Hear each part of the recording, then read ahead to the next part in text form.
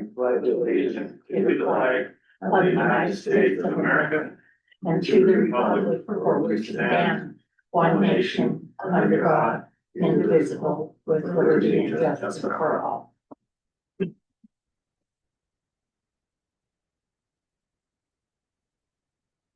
Good morning, everybody. We'll go ahead into the Granite County Board of Health agenda.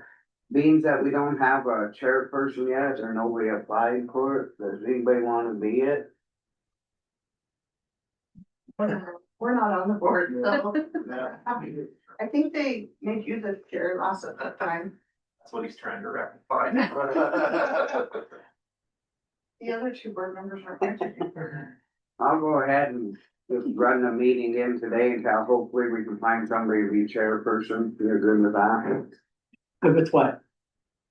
Go ahead and run the Board of Health meeting today since we don't have a chairperson for it yet. Are we gonna elect one? Do we have a We don't have a quorum? 3 out of 5. Yeah. Okay. Good morning. Morning, Do we? just us three. Yeah, and then it's Michelle and Jessica. Well, they're not here. And nobody else is on, Mm-hmm. doctors. I guess we'll give them a few minutes and see what we. Who's on the board? Jessica Martin, Kira's the, Well, she's yeah, she's not technically a voting member, and Michelle Kirsch from the hospital. Okay, Those so two. it's just us three that are, so that is that a quorum? Simple Yeah, majority. yeah, you're the majority. Is it? Simple majority, yeah, 3 of 5. Okay, Thanks, Dad. Well, I'll go ahead then, since we have a forum, everybody's agreeing on it, everybody agrees that it's okay for me to run it today.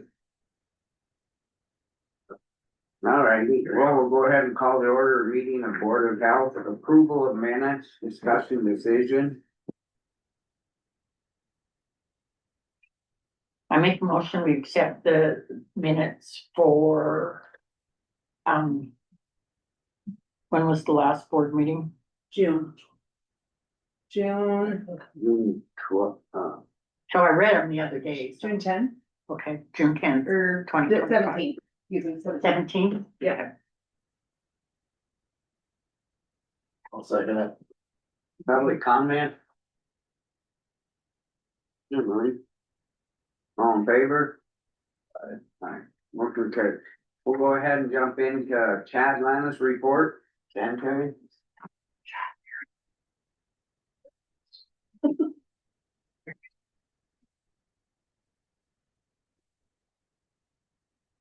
All right, so it's a kind of a short, straightforward, simple report from our office.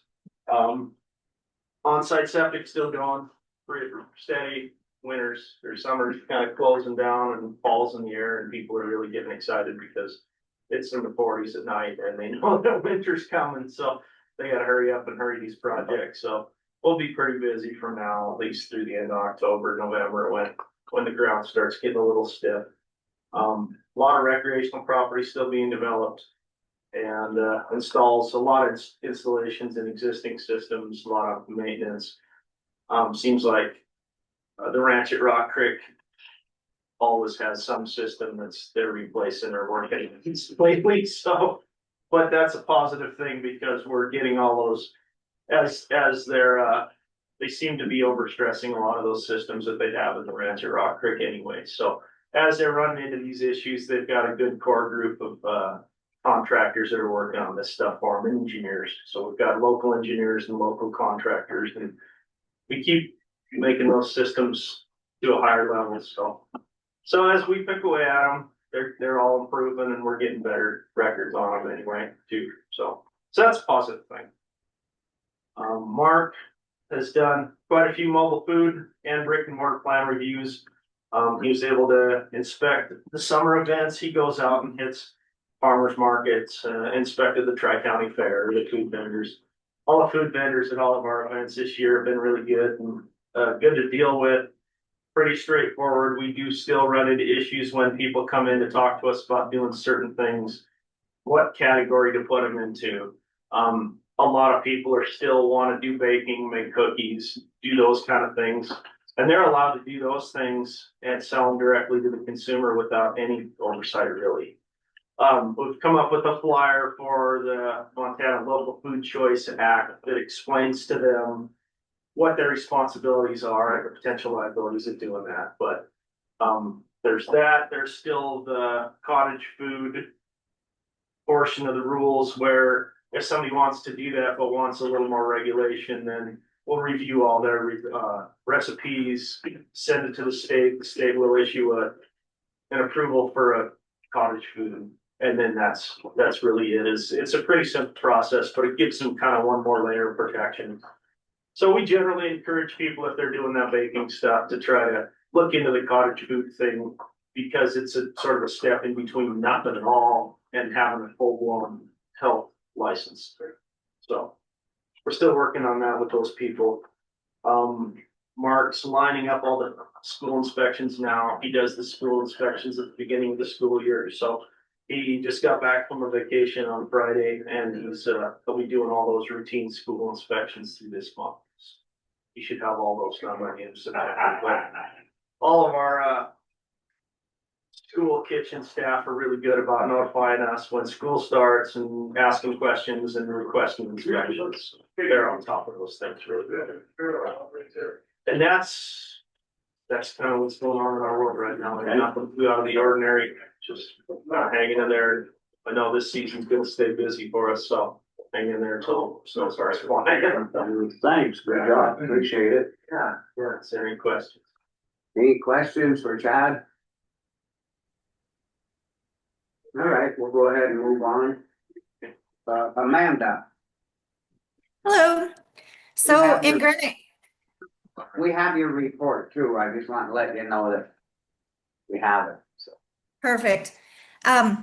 So we did collect 99 surveys out there on the 30-foot distance ruling, with nearly 78% supporting an ordinance to keep smoking and vaping away from the entrance of a business. Also this summer, we delivered no smoking and vaping signs. They were delivered to the schools and the library. So Drummond, Hall, Phillipsburg, and then the Drummond Library got some new signage. We had some Deer Lodge youth partner and come over. A lot of times if youth in your community don't see kids there already, they're a little bit like less likely to come in. So we brought over 3 teenagers, and it kind of inspired some more participation. It was a back to school event, a vape free activity. We gave out materials like the Quit line for kids. We painted rocks. We did a puzzle, and we painted on people's arms. It was pretty fun, and it had good attendance. So upcoming projects we have are prevention focused bookmaking class at the Phillipsburg Library. You guys can read what that's about there. Basically just teaching kids new skills, new hobbies, giving them a place to socialize and talk about what they do in their free time and with their free spending money. We also have Red Ribbon Week coming up next month. One of the things that I do every year, because I have to cover so many schools in the Tri-County area, is I build 30 teacher kits. Just get a bag, order Red Ribbon Week supplies. I put 25 supplies in each of the bags, and then teachers apply for the kits. Every teacher that ever applied for the kit in the past gets an email and a link to apply for it again. We put brochures, materials on all kinds of topics, underage drinking, meth, marijuana. There's just stuff in the bag that the teacher can use to create a lesson. We encourage them to use the supplies in the bag to encourage healthy conversations in the classroom. There's a few t-shirts in there, so maybe they want to use the t-shirt for an essay contest or something along those lines. And then I always invite them to report back on how they used the kit. So it's been very successful. This will be the 3rd year that we've done it, and I deliver those supplies 2 weeks before Red Ribbon Week. We also have a film festival. This will be our 4th year for the film festival in Powell County. And this year, our team in Powell County decided to invite Granite County to that event. Whether they participate or not, I'm not sure, but at least that they have that opportunity. And we're looking at possibly doing something like that for Granite County down the road. I know we had a survivor lock-in planned and it didn't work out. Kind of my theory at this point in time is going for the entire school is a little bit harder than creating smaller events that people can come to. So we're looking at possibly a film festival for next year. So I feel like we have strong support from the schools, the DUI task force, the community members, and our public health department. We are doing a good job of addressing tobacco and vaping and underage drinking. I think things work better together when you invite other partners. So for example, I was out for the DUI task force meeting and asked them if they wanted to put supplies in the Red Ribbon Week kits, and they did. So I'm helping them get some brochures, and I sent the options to Claudette yesterday. And then we're also researching bringing a speaker in, and that speaker will focus on alcohol, vaping, and marijuana use. And that is projected for possibly March.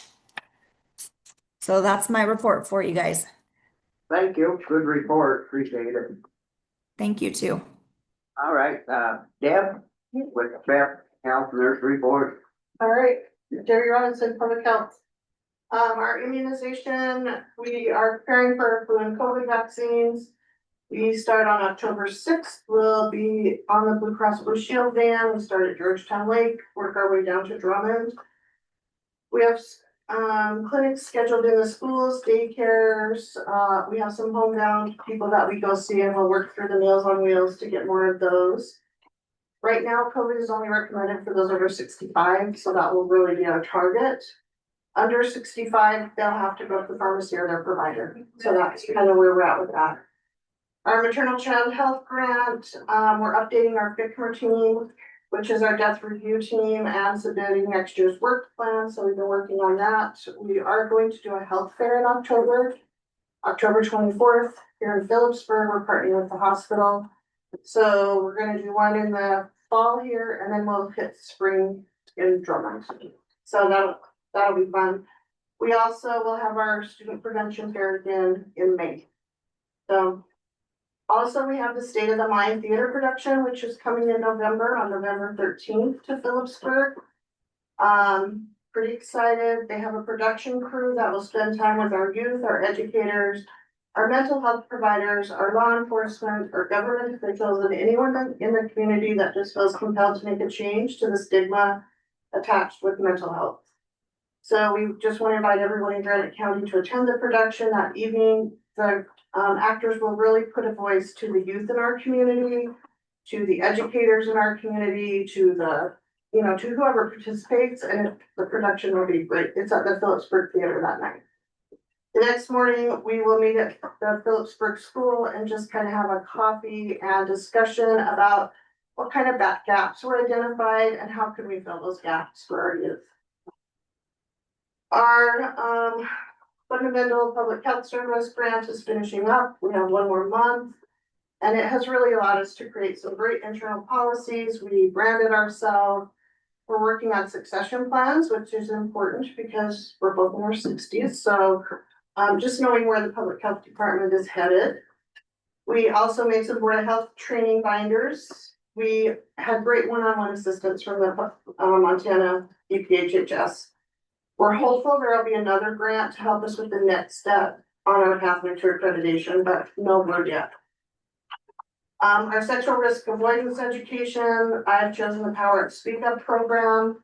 Those task orders have been delayed. Some of the curriculum, the wording had to be changed before they could receive their federal funding. That's not mine. I chose a very innocent one. But so those task orders should be coming about mid-October. Mine is pretty much for the 5th, 6th graders. It's decision making and the importance of that decision throughout the lifetime. Emergency preparedness, most of our first quarter deliverables are completed. Our big deliverable was a measles tabletop. We could have used some government officials at this one. We did have representation from Public Health, Granite County Medical Center, the daycares, Michelle represented the Board of Health, and the Phillipsburg School. So last year we had a tabletop and it was just a mom who sent her kid to school in daycare with measles. This year we had a busload of musicians come through Granite County and they've been traveling through the United States.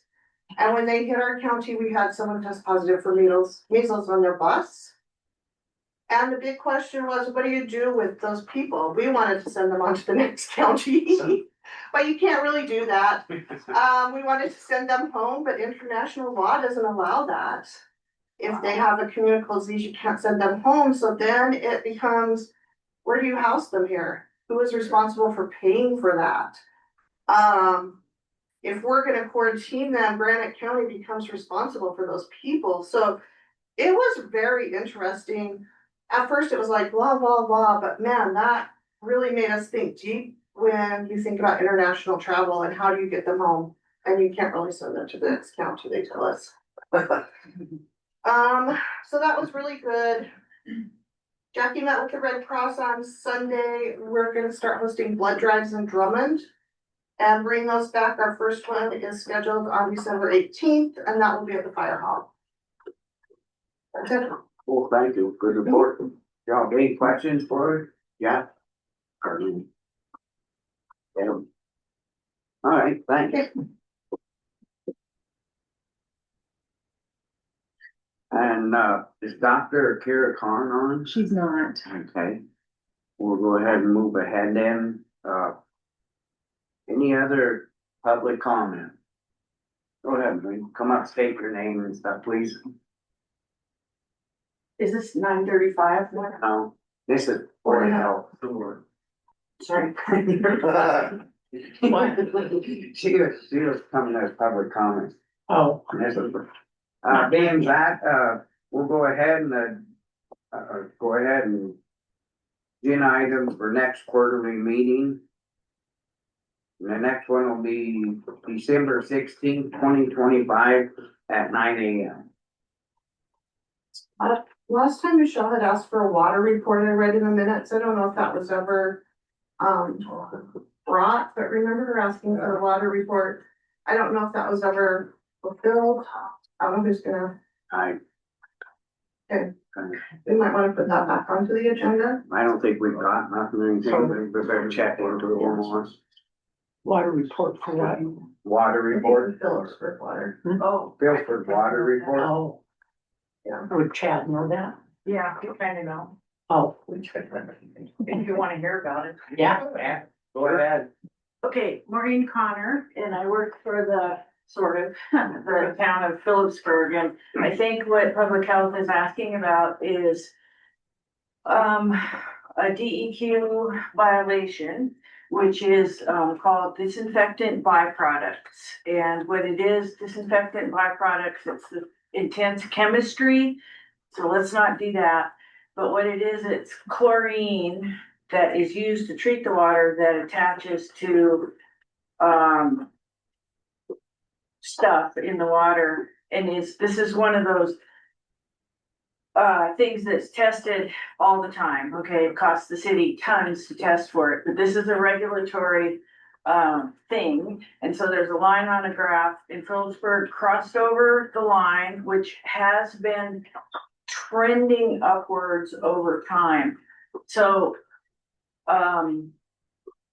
this, you guys, this is a terrible question, but because there's so much, but I will not do it. Right now, our actual amount is right below the level. And it is, so Phillipsburg has to send a warning out when they cross the line, okay? But the warning doesn't say anything about you have to boil or not drink or anything. It is a violation of the Safe Water Drinking Act, but it's not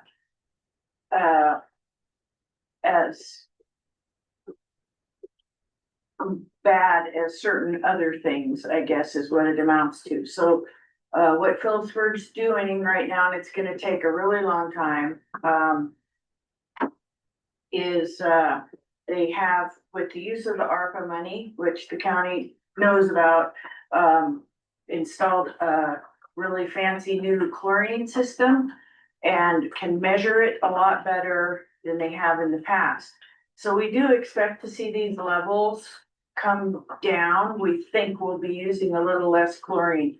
This is also something that occurs when it's hot, okay? And this has not been that hot of a summer. Yay. But, you know, Where you been? well, compared to those, Dry. yeah, compared to those, some of those, anyway, but this is related to temperature because it's, little things in the water attaching with chlorine, the oil gets too hot. So the other bigger question is that filtration. Phillipsburg has been ordered by the Department of Environmental Quality to install a filtration system. So my first estimate of that is $12 million. All right, not gonna happen, but I'm working on other things, maybe. So what it amounts to is Phillipsburg, the bulk of the water comes from Fredberg Creek, the other part of it comes from Montana Silver Springs. Fredberg Lake is was the last surface water lake in the state of Montana, where we were allowed to drink the water. We had what's called a filtration waiver. DEQ has taken that away. Okay, so we now have a violation on surface water. Now, to tell you just the history on this is that Basin Creek, which everybody always says about Basin Creek, let's stop talking about that because that is a really fancy NRD sponsored system. We don't need that much. But anyway, it's a work in progress. Eventually Phillipsburg will have to install filtration. The community that lost their filtration waiver, that's what we call it, prior to Basin Creek was Red Lodge. Similar thing, High Mountain Reservoir. So on the good, our water is very clean here going into the system and very nice. So what I'm actually working on right as we very speak is a different person to look at it and see if we can get away from this 12 million, and both him and me think that we're going to be able to because of the cleanness of the water. So there's two problems. One is this disinfectant byproduct, and I'm not going to tell you not to worry about it because it is a violation of the safe water drinking. And then the other is this filtration waiver. And I am going to tell you, kind of don't worry about that because we're not putting one in immediately. Eventually it will get to be a big deal with, the DEQ, but right now we're in good standing with them and they know that we're trying. But with, like 540 ratepayers, you're not putting in a $12 million system. Yeah. So does that help? Yeah, I'm not sure what she wanted, but I think that it did stem from that. It's over the the one red that line. gets sent out to the Yes. public, and that will, if that level gets high, will get sent out every quarter to the Okay. public. Okay? And that, it's called DVPs. If the DVPs are a little high, that will come out to the public every quarter. Thank you. Thank you. Appreciate it. Thank you. See, you worked in for a reason. All righty, on that note, is there any other comments or anything? You have any, nothing? We'll go ahead and, set the meeting for December 16th, 2025, 9 AM. And we'll adjourn. Thank you, everybody, good job, thanks. Thank you. That'll be great. Thanks, Amanda. Appreciate it. That's just. We're nice for the council to see what the surrounding communities are doing. All right, so we'll go ahead and jump into the next, subject. All right. Board minutes for September 9th, 2025. I'll make a motion that we accept the board minutes from September 9th, 2025. I'll second it. Public comment? Being none, all in favor? Aye. Motion carried and passed. Go ahead into correspondence.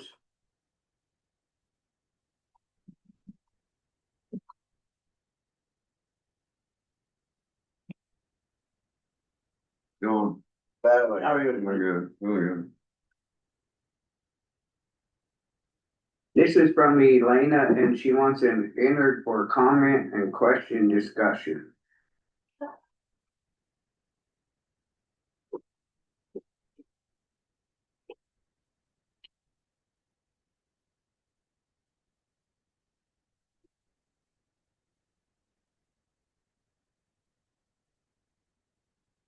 She was asking about the re-included as a member of the Big Sky Rail Passenger Authority. This was brought to us from Tom Rue, and he's supposed to give us a little better update today, and I don't know what's going on, if we're gonna be back in it or not. But they're the ones that took it upon themselves and bringing it back, we did, it wasn't us.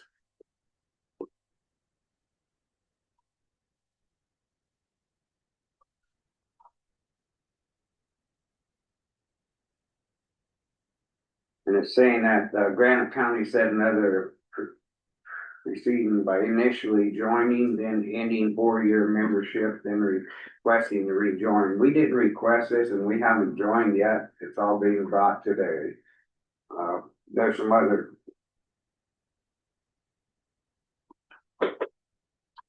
We just got this at 8:12 this morning, so it's kind of looking it over. Yeah, you'd have, you're gonna move forward, you'd have to have a public hearing and so forth, so Yeah. it's just the initial stages right now. Yeah, and at 11:20, it says just possibility of petitioning to re-include it as a member. Do you think we should, save this for the agenda item? That's what I thought. I thought you better look at it. There is We just 3 brought it. questions that she has specifically, and that we can address those. I think we better, Okay, but I thought you better, Yeah. that's what I thought you better look at it and please go kind of have it. All right, the next one's from the Department of Transportation. It's on the final statewide transportation improvement program. Which is giving us an update what they're gonna do and what's coming up this fall and then from now until next spring. And giving us an update, they're doing some Put this research together. all together. They're gonna do some guardrailing and some signage and. And the next one's from Missy Smith from MS Smith, Lieutenant Counties. This is Mako Healthcare Trust annual meeting notice. The annual meeting will be September 19th, 2025. At the Heritage Inn at noon. Then it says that September 23rd, 2025 at the Heritage Inn. If you're not unable, then you can go to. Just if somebody wants to go with it. And that's it for correspondence. so I will be there. Okay. You have already. I am. If you already, did you notify him and I already? Yeah, I Not already you did. did, I did. I did. I got an email and, okay, so, the Mako Healthcare Trust annual meeting, which is September 23rd. And that's during Mako's, annual meeting. I will be there for the Mako Healthcare Trust. And I have informed them by email. Okay, that's it on the correspondence. So is Department of Transportation doing that median cable fence all the way to Drummond or? Then certain spots, I think they, Okay. depends on what they got the money for, they're kind of trying to figure it out. They're having some problems, so. Is what that guy told me, I talked to him the other day down by Fairmount. Okay. That's just, and plus with the weather changing that, and if the cement has to be left poured at a certain degree, otherwise it's not gonna meet the standards. So, on that note, any public comment on correspondence? Marie? Better state your name and you can please. Okay. We were somewhere. Right, we're good. Maureen Connor, and I'm here today to ask the commissioners if they would consider writing a letter on my behalf. Is this on the correspondence or you want to put this on public comment? The right.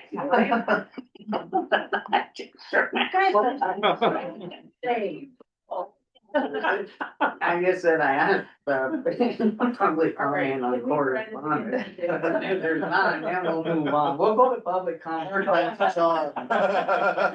Gotta do this right. Come on up, try it again. You're good, you're good. Come on up. Yeah. We're in public comment. Yeah. Okay. Sorry. Oh. Oh, my lord. Okay, Okay. Good let's to see go. if I can remember anything right now. All right, my name is Maureen Connor, and I might be here at the right time. And I'm here Here, today couple. to ask the Granite County Commissioners for a letter of support. I would like to be appointed. It's actually a board I've been on before, and your staff was on it before, Billy was on it, okay? It is a board, it is the Department of Justice's Natural Resource Damage Program Advisory Committee for the Upper Clark Fork River Basin. It is a big one, and I've been on this board before. It's a strange board because technically they have money, but it's very, there are so many rules with it that it's not what you think it is. It's got to do with the federal Superfund law, the state Superfund law, and then the lawsuit. So there's, from way back in the day with ARCO, okay, so it's very constrained. And it's kind of sad because people always look at the money and go, oh, we can do this, but not so much. Anyway, I've been on this board before. I think Billy did a good job on it. But I haven't really talked to her about it, but I bet she thought it was pretty crazy. Anyway, that's my request. A long time ago, Governor Schweitzer came in here and asked for one of the commissioners to be on the board, and I did that then at that time, so, and learned a lot. You have the info. You send the letter. I have. And agree on it. Do Yeah, we have to have that on the agenda? it's whatever you guys think you need. Yeah, I would next week work to have the letter done and signed it. on the agenda? Absolutely, Okay. yes, Yeah. so, Yes. yes, however you want to do that, and if you don't wanna do it, that's okay too, Well, so. I can remember you being on it, like a lot, probably, Yeah. a lot of info, especially with that metal stuff. Well, and my interest in it is, first of all, I learn a lot, but also if there's something going on in the area that's gonna affect us, I can come in and tell you about it. But what I think is gonna happen on this go around is, and I think this is why they want me back on it, is because they're gonna have to do another big planning effort, because most of there's different pots of money and most of the terrestrial money is spent. So I think that the program is kind of winding down. It's sort of in terms of, this mostly would affect our large acreage landowners, okay? And it would affect them in the sense that if they wanted to do something that fit within the boundaries of this project, they could potentially get funding for it. So my role in the past was to ensure that we were on the map in the restoration area. But again, it's a willing buyer, willing seller sort of thing. So the large acreage folks, they have to want to do something that fits within this program. My job, as I saw it, was to ensure that, we were on the map so that that could happen for them. I don't see that as being a lot different. It's not a restoration sales thing. It's a, Would you people want to do represent the lower too, cause I see Yes. I got a letter Well- a while ago about some hardwood stuff coming down and if nobody's really ever said anything, so would you? Well, and that's the thing is, yes, it's more of, that's the sort of thing that if you needed more information, I would be able to get pretty easy.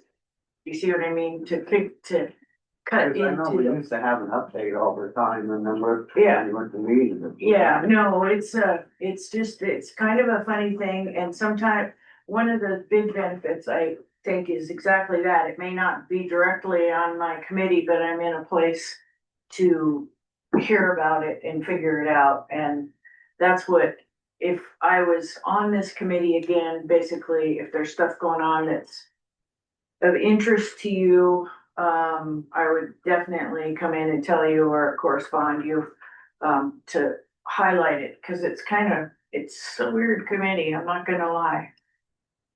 No, I definitely like to have them be on there just so, cause I remember we used to have some pretty good reports come back. Actually knew what was going on with this stuff. Yeah, well, thank Gonna you, get more and more. thank you, Mr. Chairman, So, I could work with Miranda and draft a letter and be on the agenda next Tuesday. I Yeah, have the I'm invite. in favor of it. Yeah, I am. I just, Should I I- don't know if we should can I make a come to motion that? now, or, I guess we could, and then when it comes, then we can just sign it. Well, since it's public comment, I would just, yeah, I'll just work on the letter and, Yeah. We- yeah, oh, yeah, I mean, they're slow moving, it's a, Okay. I just didn't wanna miss out on it. I Yeah, didn't really thanks. think of that. but yeah, it's a good thing, cause I hear weird things that I can bring to the county's attention and find out things, cause especially on the water end, I guess that's the Mhm. That's think the that's a big thing, big thing, is the yeah. water end. So, Yeah. Well, thank you. yeah. thank you Thanks. for your Thank time. you. See you guys, I gotta Feels get, great, by the way. trying to, gotta get to work. All Trying to right, figure, find millions and millions of dollars. that worked. Thank Have a good you. day. Is there any other public comment?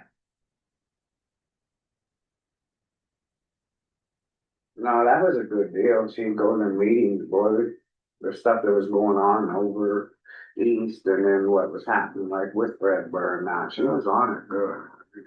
She's very smart lady. I already did a recommendation as county attorney, and I said I wasn't representing the county, just myself, but, yeah, a letter would be good.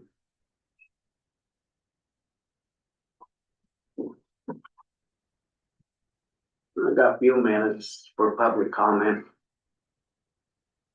Paul, gonna be into that? Oh, Some reason I didn't think he was, and I called this morning and I said, I said, no, I'm.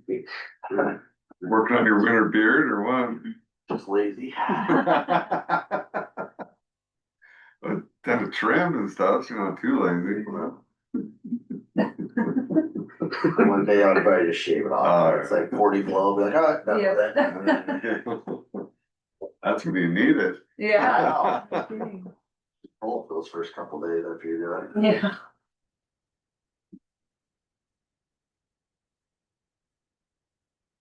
Oh, we're winning too, so. Yeah, I gotta keep it We're going. going. Yeah. That was a good game. It's pretty good look. Just got feeling. It was hot Saturday, we were at the game. Yeah, I should have been drinking more water, I Same. think, but, Oh, yeah, it Missoula. was fun. It was fun. They just decided not to play the first three quarters. I know. North Dakota's good. Yeah, my daughter was getting like heat stroke. Yeah, it was- We were in the north end zone. I was like, we gotta go. Sun blaring right on that. Oh, Oh, we so you came missed back in? the, I came back in. Yeah, no, we came back in. There's- There were a lot of students that left and didn't come back, and Yeah. but there was a lot of people left and didn't come back. It is bullet out. Yeah, last, touchdown scored, touchdown and field goal in like the last 4 minutes. Yeah, wasn't it? yeah. Wow. Minute 31, then Yeah. they technically Yeah. won. Freshman receiver who caught that, it was good, It was a good game. yeah. Wonder if Jackrabbits. Yeah, they did, but, North Dakota plays Jackrabbits at home. This week? No, later on in the season, but That'll be a good game. That'll be good. Who plays this week? Grizz play Indiana State, I'm not sure who the Bobcats play. Where do you play this week? Here. Here. Yeah, Homecoming. Christian, yeah. Homecoming up here? Who do you play? Yeah, Christian. Oh. It's hard when you hear them having a football team, because all I ever knew when we grew up basketball. They don't have much of a program this year, they lost quite a bit, and there's some issues going on. You had some internal issues in school or I was think so, yeah. Try to, Yeah. Their coach was at the game. I yeah, talked to I him. talked to them for a Yeah. while there, Friday. Got some injuries, but they didn't have a whole lot to start us. And 14 kids out or something Yeah. like that. Lone Peak only had what, 16? So some of these teams are, Well, and they had 3 of their guys were out, I think they're probably had COVID, but it was some small saying. like starters. Mhm. Oh, yeah. One of their whiteouts was out, and then a couple other kids, but one was a starter anyways. Is there any public comment? Hear about that kid in Florence? Yeah. The real boy. Yeah, it's that deal, right? What year? That good. You got word of that right before kickoff, Yeah. or the boys all load. Killed in the trailer. Heavy trailer went over that. You must put Brittany? Yeah. All kinds where they canceled the game and everything. Oh, no. Pretty sad. That's so sad. There was like an 8-year-old boy or girl that got killed in the Midwest somewhere too this year over like 4th of July parade. Same thing, fell off the trailer and got ran over by it. That'll be next thing, they'll be stopping the parades. I don't think they're gonna let kids ride boats this week. Oh, really? Kind of what the school's talking about. Like the football team will be, Been it a always lot makes of you a little times, nervous up on that fire truck anyway. we grew up, there was a lot of times guys jumping on and off of Yeah. boats, or somebody standing there and they was late and failing I on. remember doing wagon rides from here all the way out to the ranch, Mhm. just on the back of a wagon, going down the Oh. driveway. Matt McHale would, back in the day, Matt McHale would put all of them in the back of his green truck and go down a baseball game. Right. Oh, yeah. Yeah. Yeah, it's true. Surprised no one ever fell out of that, Oh, yeah. going Yeah. 55 miles an hour, yeah. Any public comment?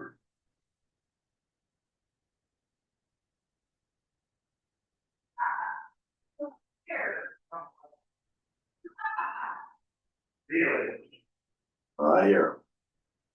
Yeah. Mhm. Morning, Paul. Morning. Mr. O. Since there's no public comment, we'll go ahead and jump right into road supervisor Paul. Give us an update on what's going on. So we got done hauling all the gravel and took the roller back yesterday. And, today we'll have all our salt sand mixed. We've got all the salt. We'll finish that up today. And we'll finish hauling all the sand, so, tomorrow we'll take that belly dump back and we'll get that returned. So then, as soon as, it's in their lot, I'll get ahold of Miranda so we can take the insurance off of it. And you're good to take the insurance off the roller now. Okay. It's back at CAT. But you might as well just do them at the same time to save you All right. the way that took last time. Yeah. Whatever. And, so anyway, then after that, we'll split the crews. And start getting our winter fall blading done. Try and get all caught up on that. Good. We've had everybody working together, so that, you know, It worked out good this year, I thought. Got a lot done. You did a good job. that'll be, that's kind of about all we got going on. But we'll have a little bit of dry sand left over this not mix, but I think we got plenty of sand in both shops for what we bought with the 4 loads of salt, so that'll be it. We won't get any more. That's kind of it. Now, we still gonna get some mag. Yeah, we got mag yet spread.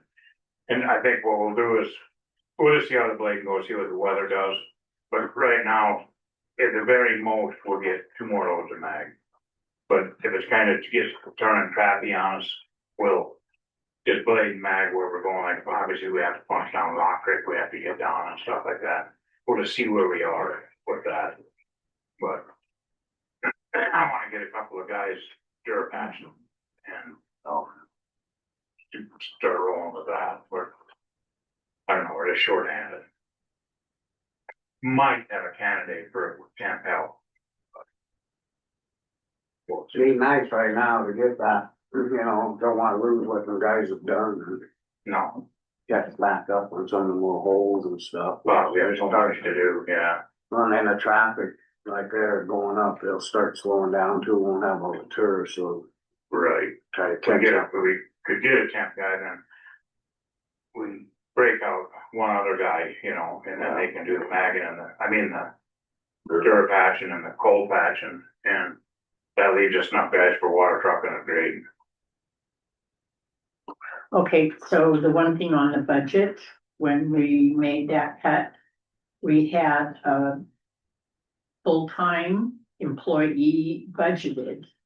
And then we decided we weren't going to do that full-time employee, and I don't think there was any temp hours budgeted for the road.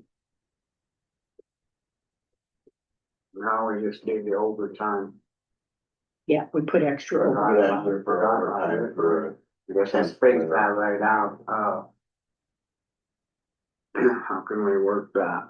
If we find something, that's, if we will. I guess we better. How much overtime did you?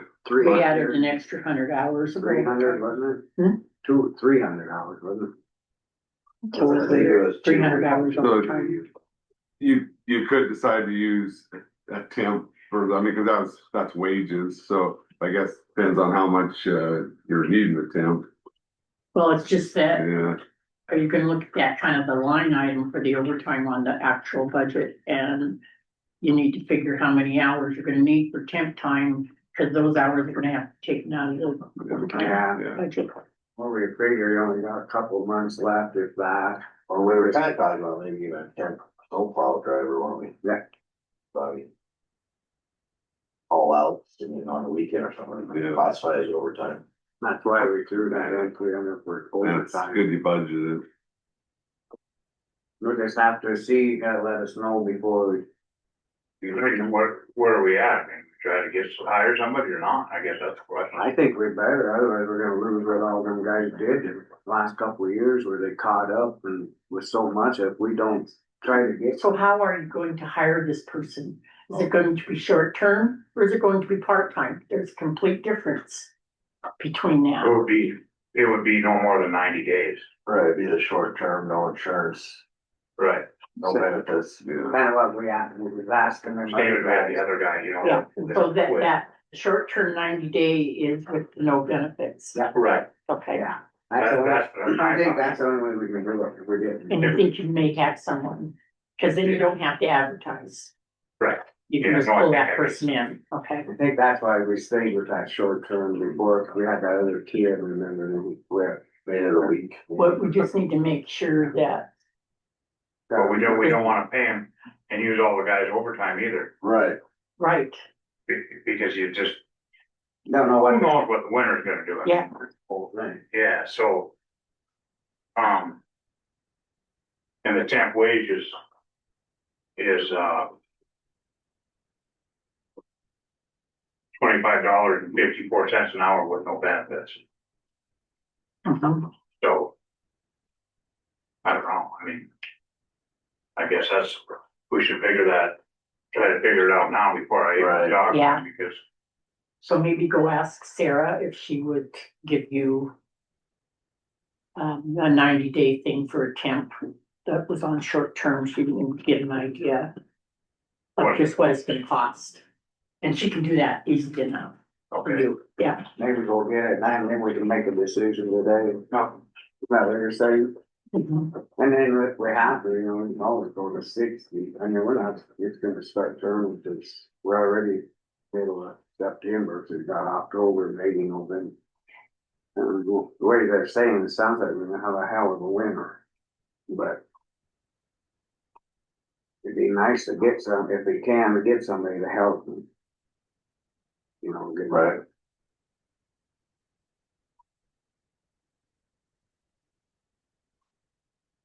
What about that line item?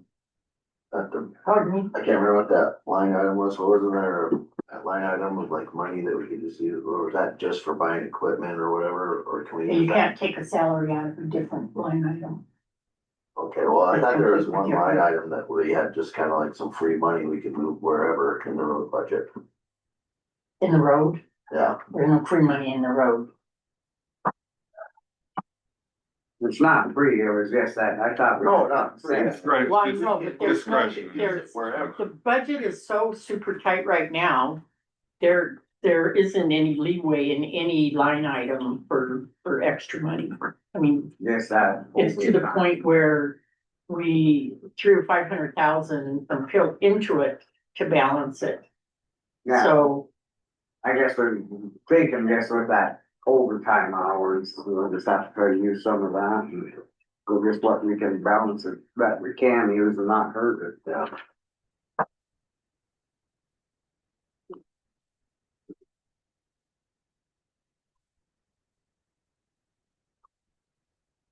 How much do you, as a side note, how much do you have left in Pilt? say that again. How much is left in Pilt that's not allocated?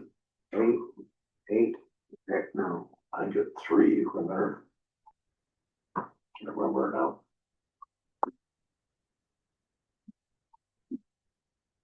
So. I just don't see it being 90 days or over the No. 3 months, that's. Yeah, so 75 days of work, Over November. It's, 8-hour days, that would be 500 hour, or 8 times 25. 500 hours. You have 300 hours So an allocated, average month is 173, so you get 3 months. 173 hours. Is it average? Okay, so 173 times 3 months. Yeah. 9 to 429 would be if they work full time. Yeah, but we won't have. Wouldn't have the hours. There's gonna be days where, we're gonna have to send them home too, and there's nothing. Yeah, I mean, for short-term, part-time, I mean, if there's nothing going on, Can't just have them there to right? clean.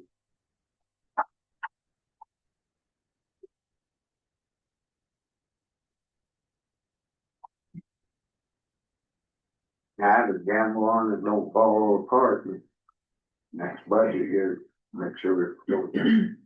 Well, we should have room next year, right? 'Cause we won't have so much gravel So it'd be about 22,300 For 3 months. for 3.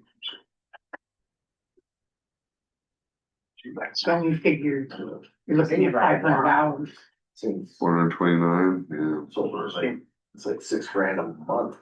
Let's see here. So we 25 an have, hour. what, 300 hours of overtime.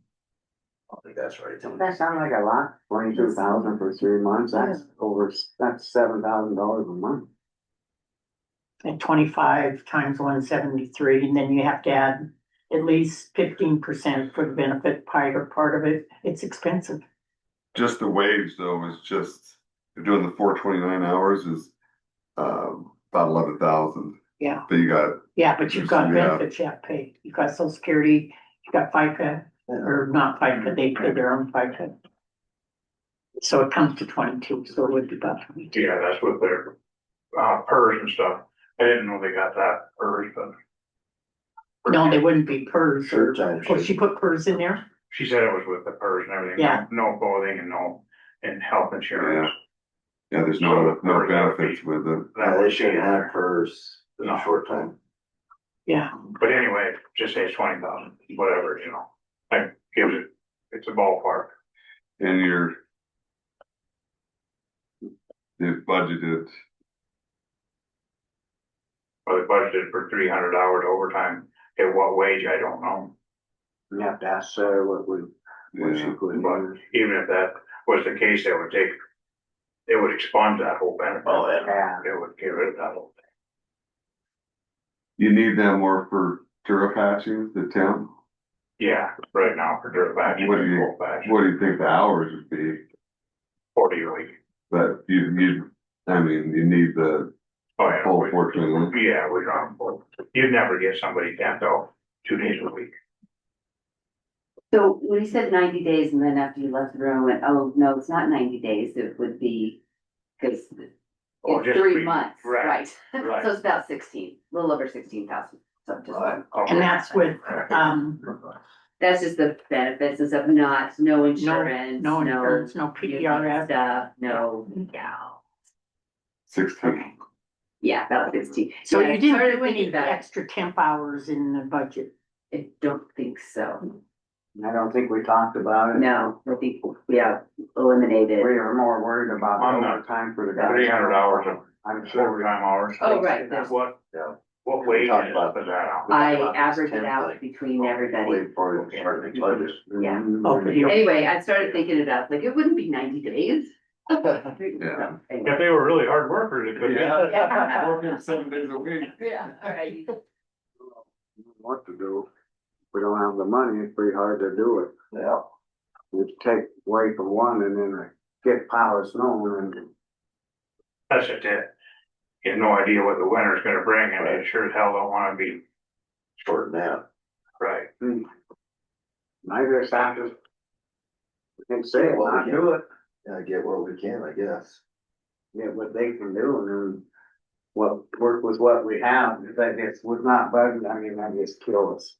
Yeah, no, I get it. I wanted to see where we're at. Plan. I think we better just work with what we have and not hire nobody, because we did not plan on it. I spaced it out thinking that. Yeah, I didn't think about it either. I think we better just stay with what you have and let's just get by with what we can and get done what we can. Well, that's what we can do, that's all we can do, you know? Otherwise, we're gonna shorten ourselves. Yeah. We're forecasting a long winter or what, yeah. Well, some do and some don't. Like one said, no. Everyone has their own, Like, oh, you're gonna get hit hard. Not here, dude. No, Bill excuse. Yeah. But yeah, let's just, I don't know if these guys are all whatever, but I guess, I don't think we better get nobody, cause we didn't do it. Yeah, all right, Well, well, bad. That's why you're supposed to go in and make sure we're getting everything. never, well, we advertised it so long that we couldn't get anybody to even consider Yes, it. we gave up on it, so. Yeah, Yeah, I just don't think. we So better- with the part-time to get your, whatever you call it done, to have someone working with, Sure, passion. yeah. so you'll just probably have to pull someone. for their- Well, and that'll cut the blading back. They're either dirt patching or blading roads. And it just takes two. Yeah, Takes two for each, obviously, but. I guess we'll just do, we can just just try to schedule somehow or, move them around, Yeah, that's all we can do. next year we just gotta make sure we put it on there. They're not gonna come to work and take a bad check, I can tell you that. Not to add more stress, did you talk to Dave Harris? I've called him a couple times, I can't. Oh, yeah, oh, thanks. what's he doing now? Well, he wrote the letter on the, Oh. Cliff Gully Road. Hoping to get that took care of next week, Alright, with that being said, yeah. now that we got all this other stuff, we'll just get it. Yeah, we brought that to his attention. In- Did you look at this? Yeah, it's not even, you just read the top page there. It's on low, anyway. And, Linda, they looked at it as well, and she says she had no issues either, so. But where it's on low for us, I don't know why we involved. Now it'd be up to them to approve it. We don't have to say. Right, What is that? Road approachment, permit. I just want to show you, I'll get a hold of Eric and tell him that he needs to go through. We Not a can't, county road.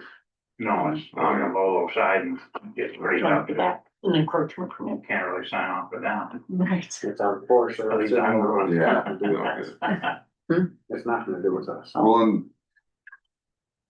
Yeah, Cameron Razor's position is with here, is they don't even get permits, do they? It's just, or. Never heard of it doing it. Now Yeah, you gotta go through the other, either I mean, yeah, that's just not ours, but I'll take back on, get with Eric and Okay, now he's gonna want that 200 I was back. gonna say. Yeah, yeah, I better give him Yeah.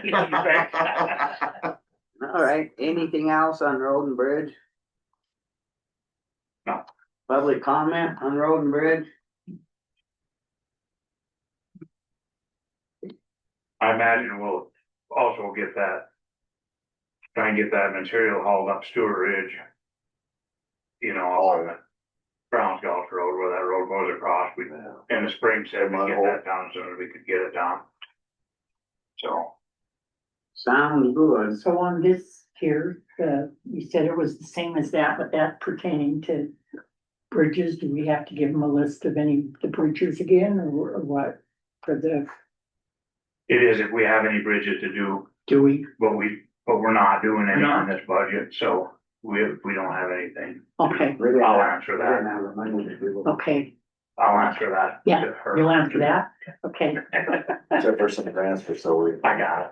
Yeah, That's what I did, that's why. correct congressional thing. Well, just so I understand, I gotta understand this. No, that's why I put it together, this, because we didn't have the money. Yeah, All righty, well, thanks. Yep, Thanks. see you later. Have a good day. Okay, we'll jump into the solid waste district weekly report. We only have one because Debbie was on vacation, so. You guys all have, everybody has this right, Miranda, it's in the packet. Yes. Just a report from John. did we get an email from, Todd had some time off. I'm working on metal sign and a burn pile sign, what can prohibited items. So I'm working on getting those made through Alpine Signs. But he had some time off, so. We are, yeah, working on the Yeah, the solid waste policies. policy. Job I think, description. yeah, you're gonna ask that to be tabled. Okay. Yeah. I guess then on one note that we would need to do is make sure and tell these guys that they're open till 6 o'clock. Yeah. Can't be shutting the gates early on people, cause we had complained about gate got shut closed early last week. Was it like a huge, wasn't there a policy on the huge loads? No, it moved around wasn't. someplace? Had So it wasn't nothing to that, do it with the wasn't the load. issue, it just closed the game. Somebody that- he Yeah. left it 15 minutes early, So, left yeah. the site, closed the gate. So I guess we gotta get a hold of John, tell him, make sure that people that are working for him have to be there till 6. Yeah. So I asked the same question about Yeah. that, well, if you had a great big load. But just closing the Yeah. gate, yeah, unless there's there's an emergency, Yeah, but. this person, we had the site attendant coming, is there a hill or is it just, It's just get one way there. road. yeah, they met 15 minutes early. Okay. The site attendant was leaving at left, Had a complaint, so I said we could yeah, talk about it and just make sure and tell John I Yeah. got to open until, 6 o'clock. Yeah, there's probably a lot of people that rush out there right at the last second. and there is that policy, if they do have a big old trailer Yeah, load so they're not to there come till- early, yeah, Yeah. but that wasn't good. Right, any public comment on the solid waste district's weekly report?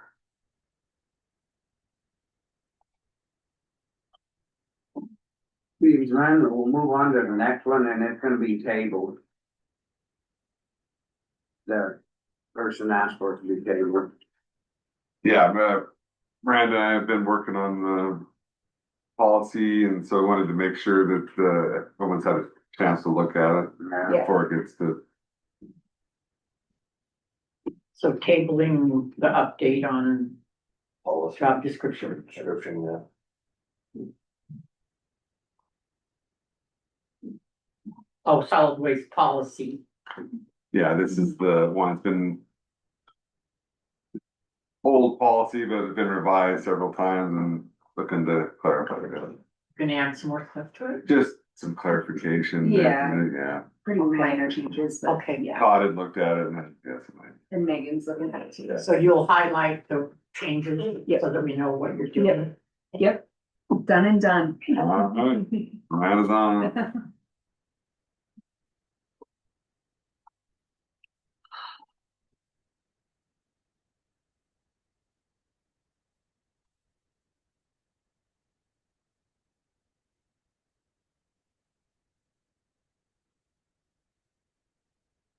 About a minute. We should leave. I can't put into, Black Mountain.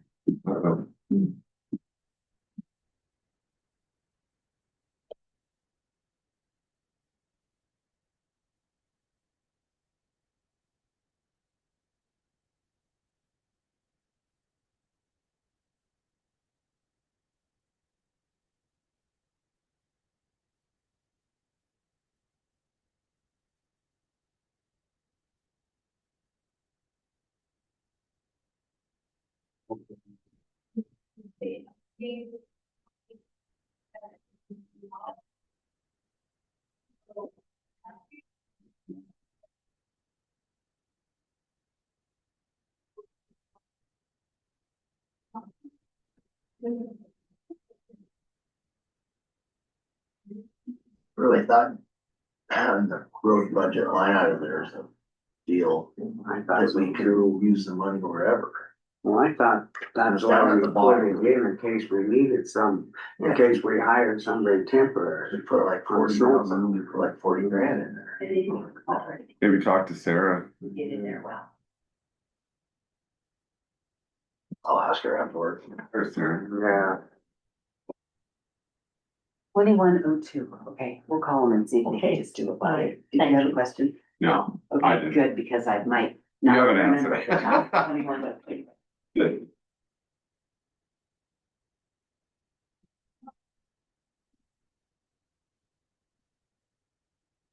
I can't get into Black Mountain, so I can't tell They you. what changed the- the Yeah, they collection or? did some Oh, stuff. okay. So I can't tell you what, Thanks for trying. I was just that was for later really, but Yeah. it is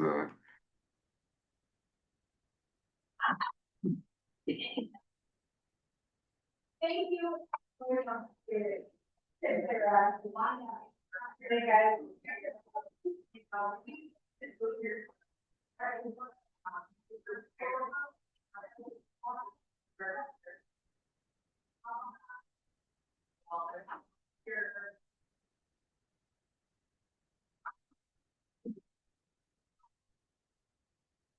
Michigan haven't been on a damn tenders meeting for a while.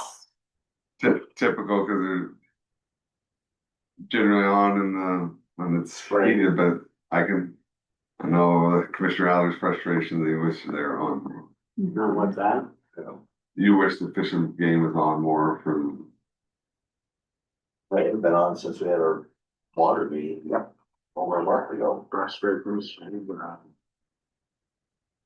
Never.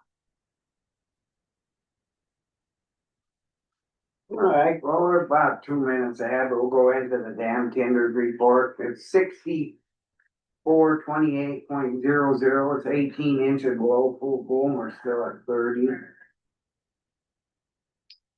I make a motion, we stay at 30. Yeah. Public comment, what is it below full pull again? 18 inches. 18. Not 2 feet yet. No, Todd White didn't think it would, it's gonna be right there.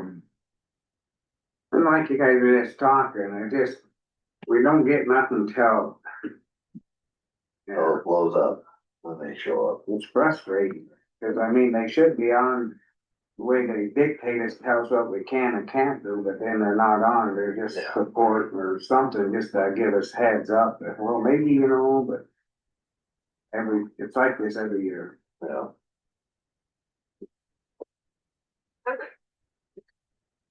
All in favor? Aye. Aye.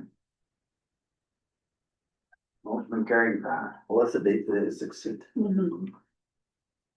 I mean, we really only got 3 weeks left. Oh, sorry. Mm-hmm. I think we'll be all right. And we gotta cut it back to pay back the, 8 through the 15th, yeah. coming back.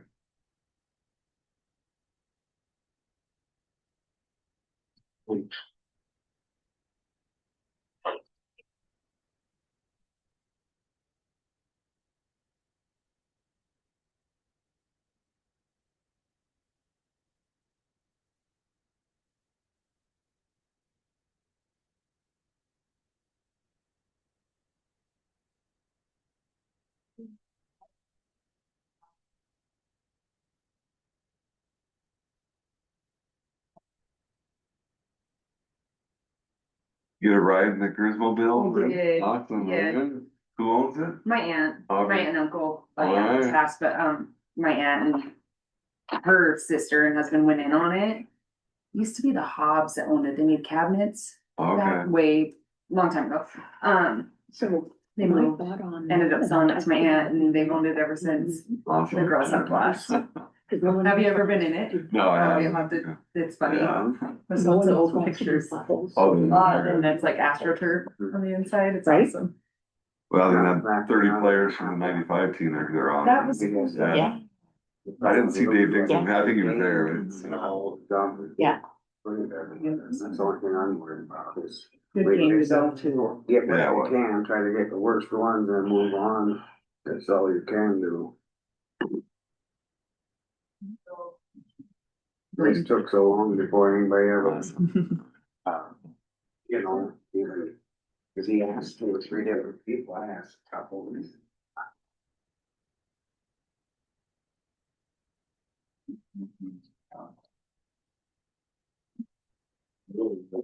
Got 5 minutes.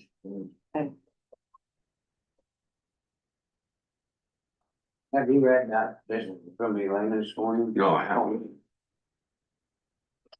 I'll give it to you, early, sorry about it.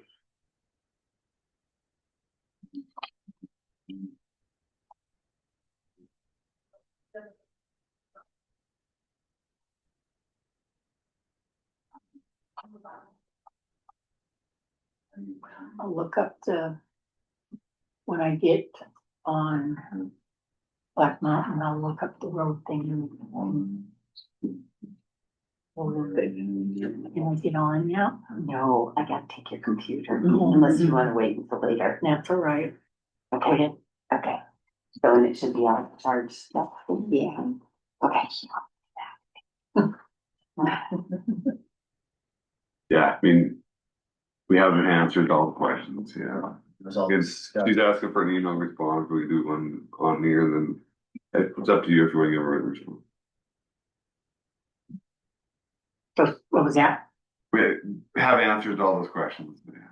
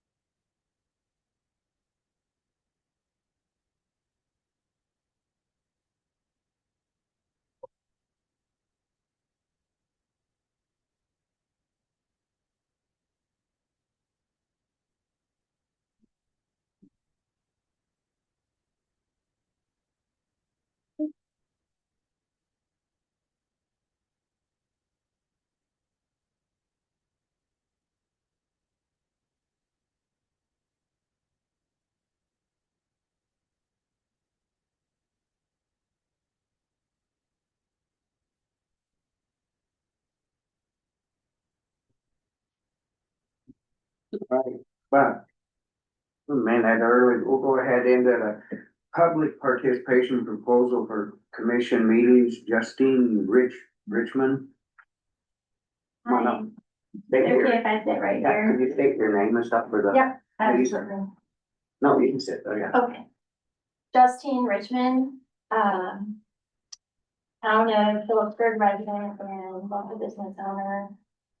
Thank you for your time today. To talk about this important issue. So I'd first like to share my experience navigating public participation, with these meetings.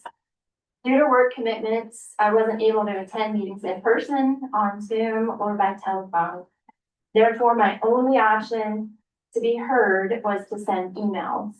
Unfortunately, in my opinion, those emails devolved into incivility from a public servant. Finally, after several exchanges, I realized that whether they intended to or not, they were running interference for the commissioners, and as a result, I directed my questions to the commissioner that represents the area that I live in and did receive a prompt reply to my questions. I then annotated my concerns and they acknowledged. While I'm not sure yet if the email was read in the meeting last week, I was at least somewhat satisfied with the acknowledgement and that it wasn't a combative response. Can you hear me okay? Might speak up just a little bit I'm more. very soft spoken. That's why. Yeah. I don't envy any of you and your jobs. I do think that they are difficult. But I don't think it has to go the route that I've witnessed in some of the topics. Since I'm a novice on local government and conducting meetings, I perused the Montana Local Government Board Handbook and cherry picked some information that might be helpful. First and foremost is a quote from Max Lucado, which is that conflict is inevitable. You know that more than anybody, I imagine, but combat is actually optional.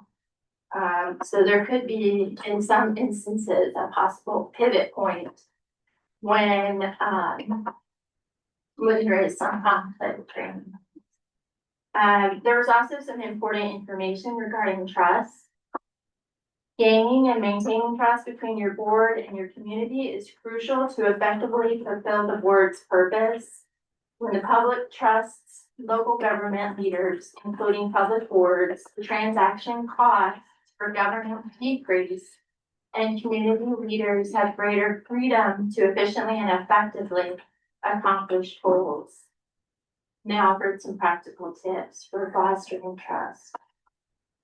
Know and proactively follow the Montana Code sections on public participation, open meetings, and ethics. Not only do these laws allow the public to participate in decision-making, they also help your board avoid legal issues.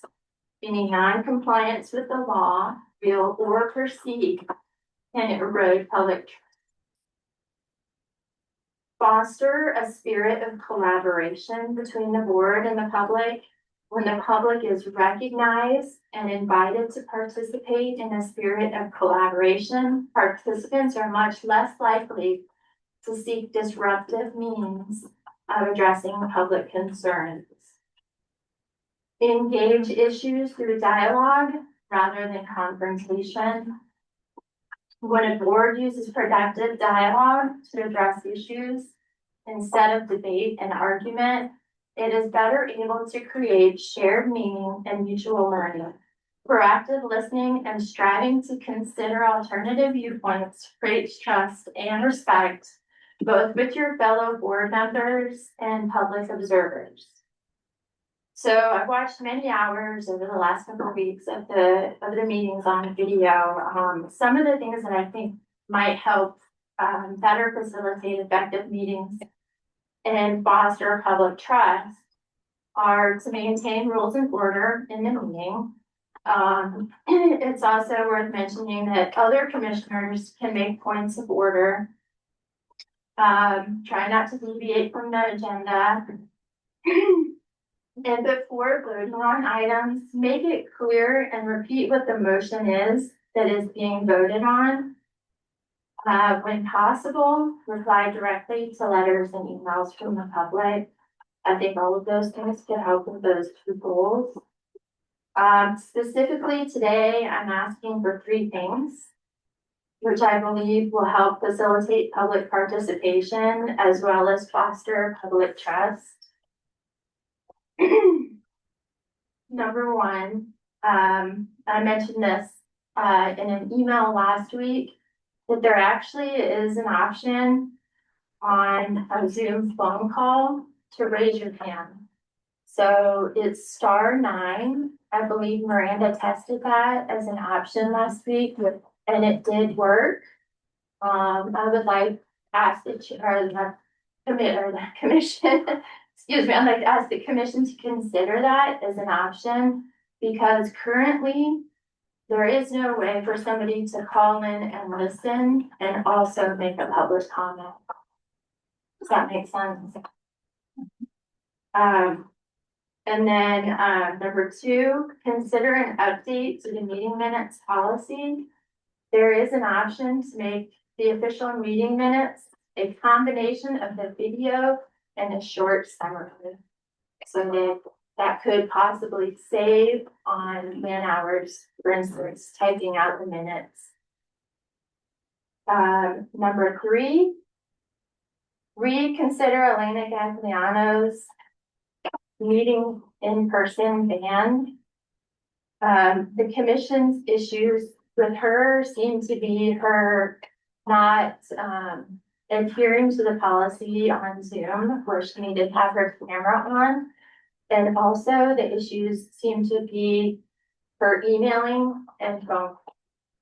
There didn't seem to be discussion about an issue with her in-person conduct. So I'd like to ask for that to be reconsidered, for her to be allowed to attend meetings in person. That is all I have, those three asks, and I thank you again for your time. Thank you. I got just a couple of little questions here. When you're saying make sure you know what you're voting on, like when there's a motion made, it's not being it's just not being presented to you enough that you don't, I don't know how to say it, that you don't understand what we're voting on? Correct. Sometimes it's not clear. You can't hear me? Is that what you're saying? Sometimes that's the case, yes. I'm just writing down notes when you're saying stuff. Yeah. Cause we usually will say it a couple of times, cause I guess I've never been asked that. Maybe one thing on that is you could, cause I agree with restating the motion. Could ask, does everyone in the public understand the motion? Maybe something like that. Just a suggestion. That's fine. Yeah. Never been asked, it's not what I wanted to know it was. And then when you're saying non-maintaining a meeting, what do you mean by that? Meetings aren't being maintained? Adhere to the rules, in order of the meeting, just, try to make sure it doesn't get turned into a conflict. Typically when the rules are adhered to, the meeting rules, there is more order. That personally can go both ways, it's just not us. I agree. I mean, it's tough to control a meeting and sometimes, people get talking back when they're not supposed to and you're trying to do that. It's just not us on that. I mean, we can always do better and I think we've been trying to do that, but there's just certain stuff that after a while we can't take it. I mean, you sit in one of these seats, you can't leave. It's just not here. This is a 20-hour-a-day job, 7 days a week. I do, and like I said, I do not envy your job. What I'm offering here today is some recommendations to try to keep the meetings on task. One more, and then the combat, there's always gonna be that, people don't agree. I mean, it's just like this water thing, it's a combat every week. Cause you got so many different agencies to work with and you got the locals, you got the ranchers, there's always disagreement. It's pretty tough just to, but I understand in some, but I'll make sure that we start asking better on the motions and maybe read better, and I'll speak up.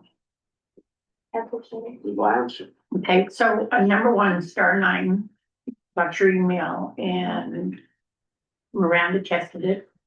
And it is now going to be part of our policy Okay. for anybody that is calling in from, on the Zoom phone numbers. So they'll be able to raise their hand because we didn't know how to do it. I think people were thinking it was star 6 or something. We're trying to do star. Well, we got on there and didn't see the options, but yeah, that's good to know. Yeah. Yeah. That is. And in your question 2, video, what do you mean video? Our official minutes are in writing. The video is not official. There is an option. But if there are Yes. options, Yes. correct, but our policy is in writing, so. And I think we've discussed it before, whether or not to make the video official, but we chose to keep it in writing. So I mean, that was the thing we were trying to explain before, that the official is, and then we have an official record in the clerk and recorder's office that have all the meetings too. So. Is Miranda posting the video?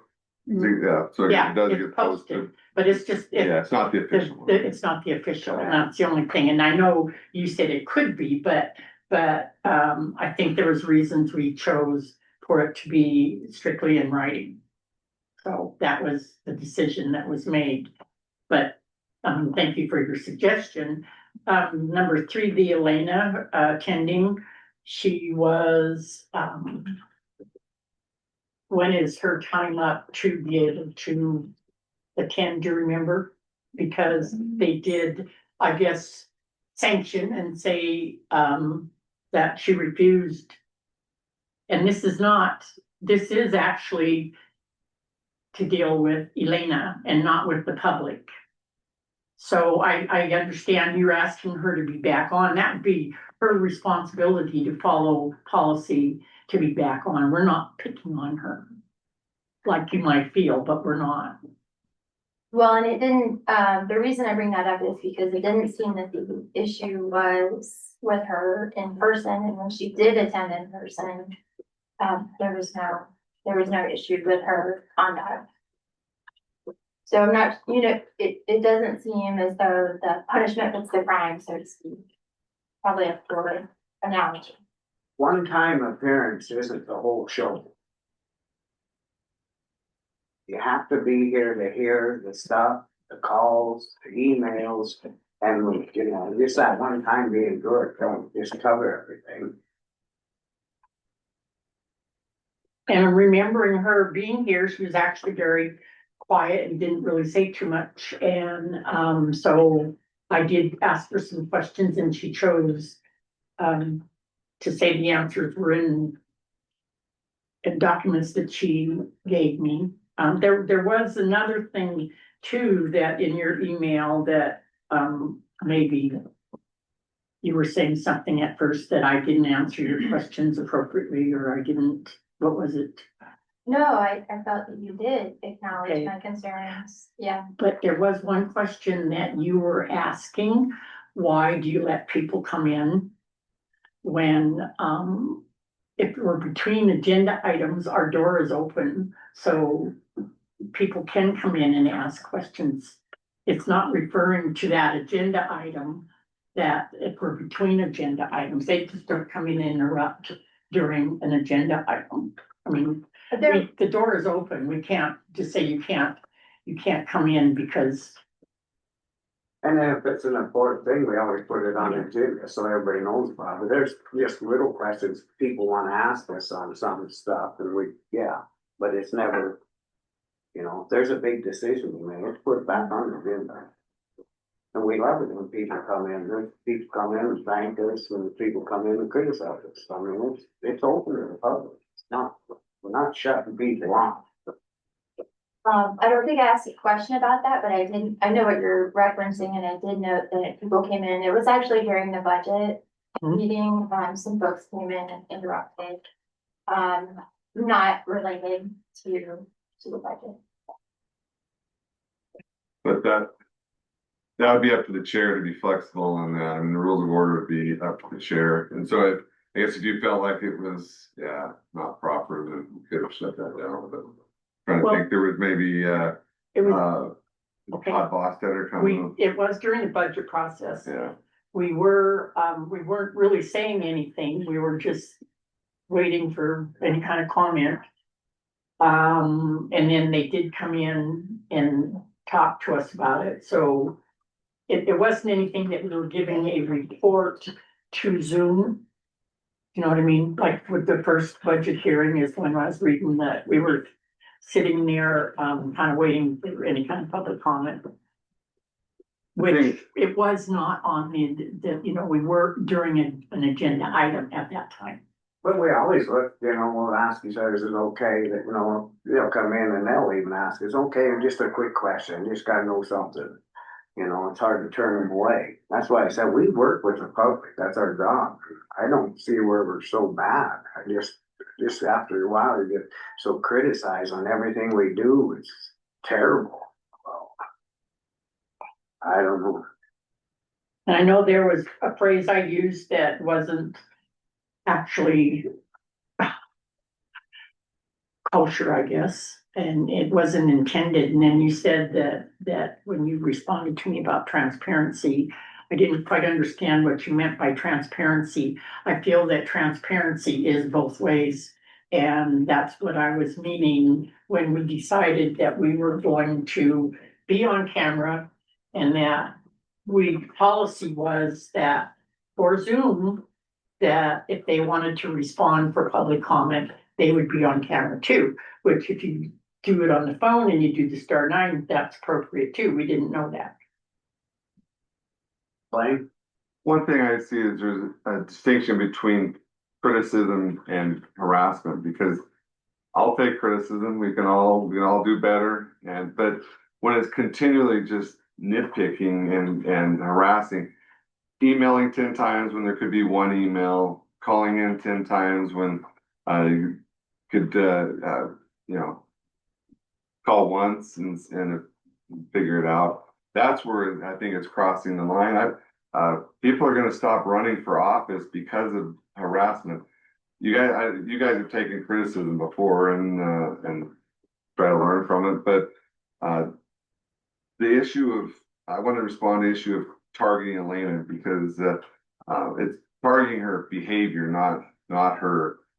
So the example I gave last week was when okay, so you got laws that make illegal drugs, or dangerous drugs, illegal, and so then they create synthetic drugs and start trying to, their behavior needs addressed, and so the legislature then does a blanket law on synthetic drugs. They're targeting the behavior, but there's a rational, reasonable basis for it, because they're trying to stop the problem here. I see that being here. Lena's not being targeted, but her behavior is causing a disruption that the county commission needs to address in policy. I apologize if you believe things got uncivil, but I mean, some emails maybe you can't really tell people's tone in an email, but in these meetings, I've never heard in the last few, I've never heard any name calling, yelling. There's been some heated discussion, but from the commission and myself, there's never been any name calling or yelling or anything uncivil here in the last few months years that I've seen. Got your comment? Sure. So I think, number 1 is a yes. Number 2 is a no. Number 3. No. So I think her time, what was it, 3 days?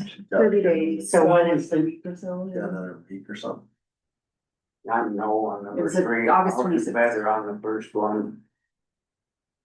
so your number 2 question, what you really were asking is to make video No. the official. Video summary combination. I think there's a lot more to video than that we'd have to adhere to. Yeah, the timestamps, Yeah. so forth. Yeah, It could be done, but commission's just decision on them. I'm no on that, but no on 3 also. But I'll do better on the motions, make sure and ask, and I'll speak up better.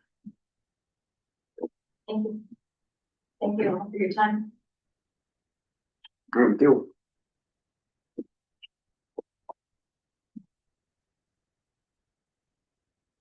Okay, we'll go ahead and jump into Granite County Public Meeting Participation Policies, Model Public Meeting Agenda, Language on Participation, and Public Meeting Rules for Procedure, Discussion Decision.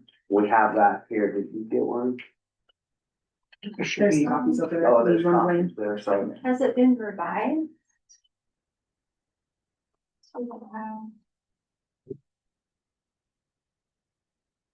Yeah, there was a draft last week and there's been some changes for clarification. Yeah, the draft that you probably pulled off. We put the star 9 The in. star 9 got added, yeah. Cause she was asking to have that in, so. That way people get in, so. So that's still, star 9 would be if they're under the exception where their video is not working. No, You're the allowing star them to 9 get- is they're on the phone, there's, They call in, But they're called in on the phone and then they can do a star 9 to talk. it'll But- raise their hand. okay, but you're still not allowing, unless they have video, correct? Well, like, for example, if you call with your home phone, you can't be on video. And they're listening with their home phone. So if they have a question and they hit the star 9, they're signed in under a phone number. They're not signed in under their name. And then under that scenario, you won't require the video, What? cause, so you have a policy that requires video, Yeah. and so, If they're on Zoom, but if they're on the phone number, they can't really video if they are using their home phone line. but I thought you were saying you gotta use One of Zoom to the- give public comment, though. That's what the policy was stating. Well, the difference is with there's a phone number, then they're on the phone, they're not actually on Zoom. They're on the phone line listening to the conversation.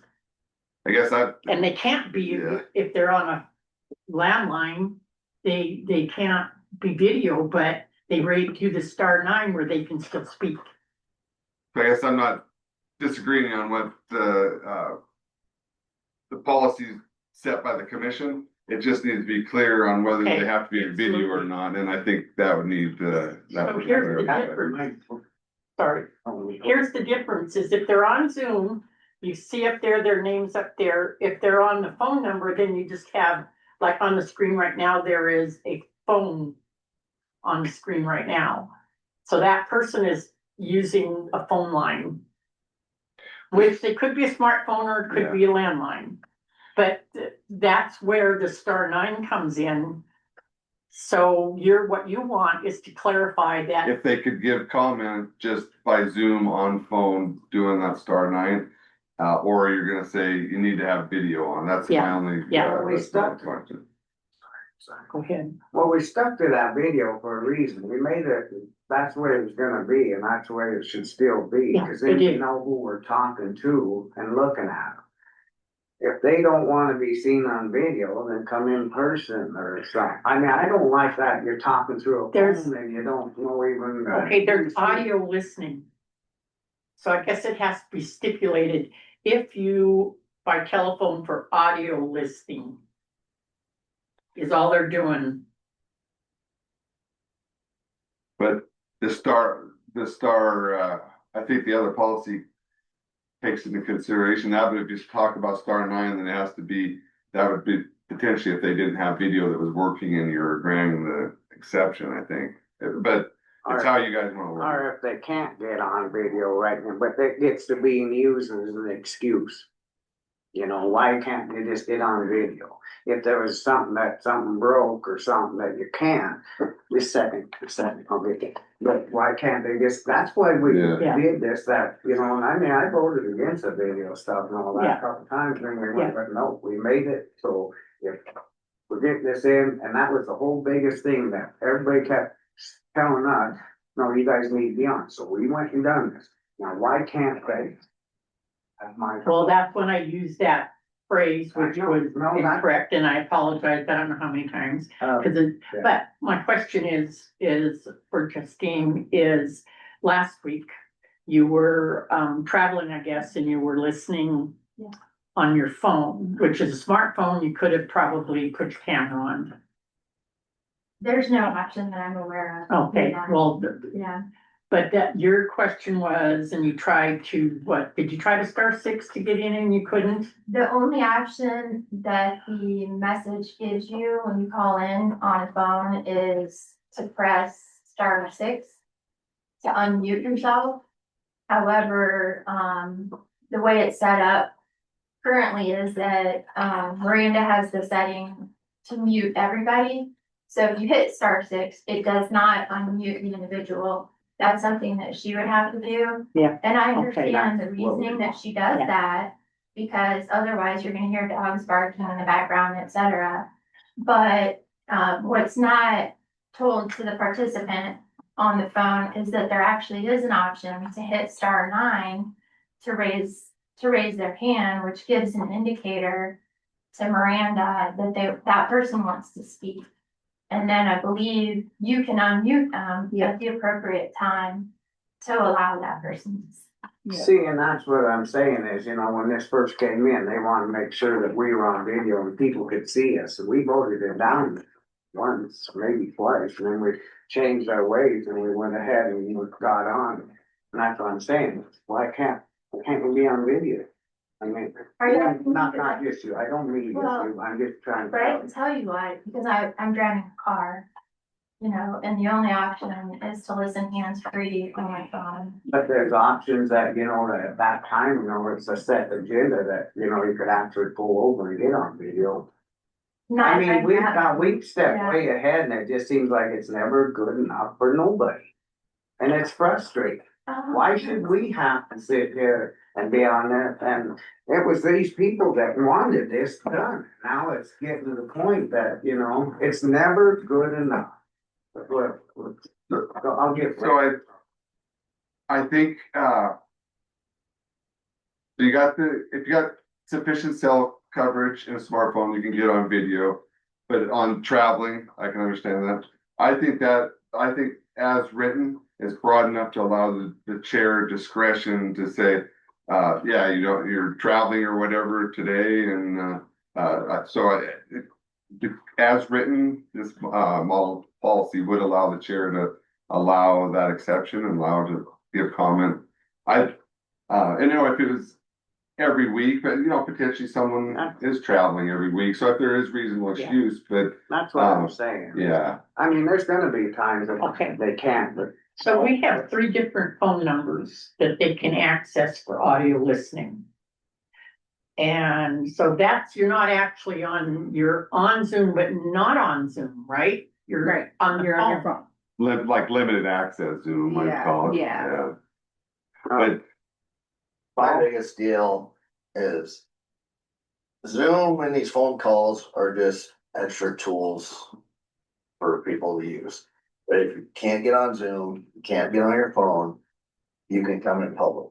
And it's a public meeting. So if you have an issue with how the technology's working, you don't like it, just come in. The door is open. That's how these meetings have always been run, with the public here, not with the technology. So if it's a big issue, why can't you just come in?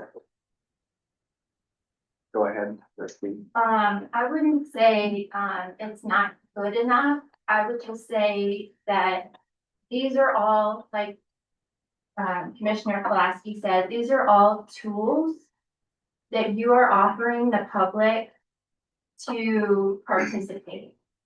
And I think the more tools that you allow, the better. The more people can participate, and I think that's what we want. I think we want open government. I think it's important to give options, and like I mentioned, that fosters public trust.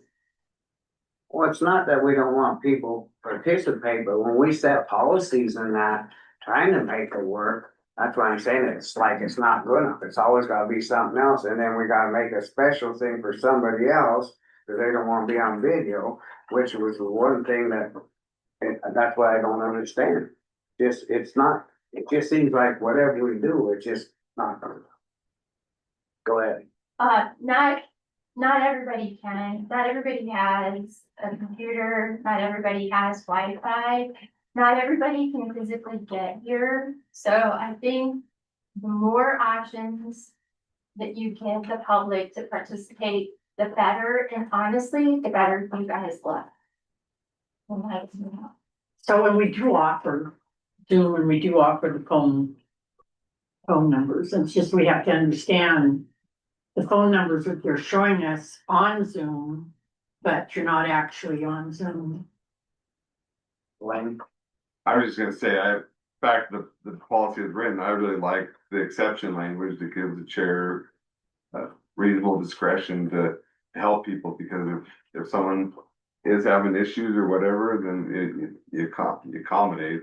But you have a general policy with reasonable exceptions. Okay, so here's an example.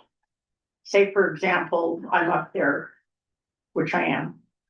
And I didn't want to, and I'm on Zoom, I'm not on the phone line, I'm on Zoom, my name's there.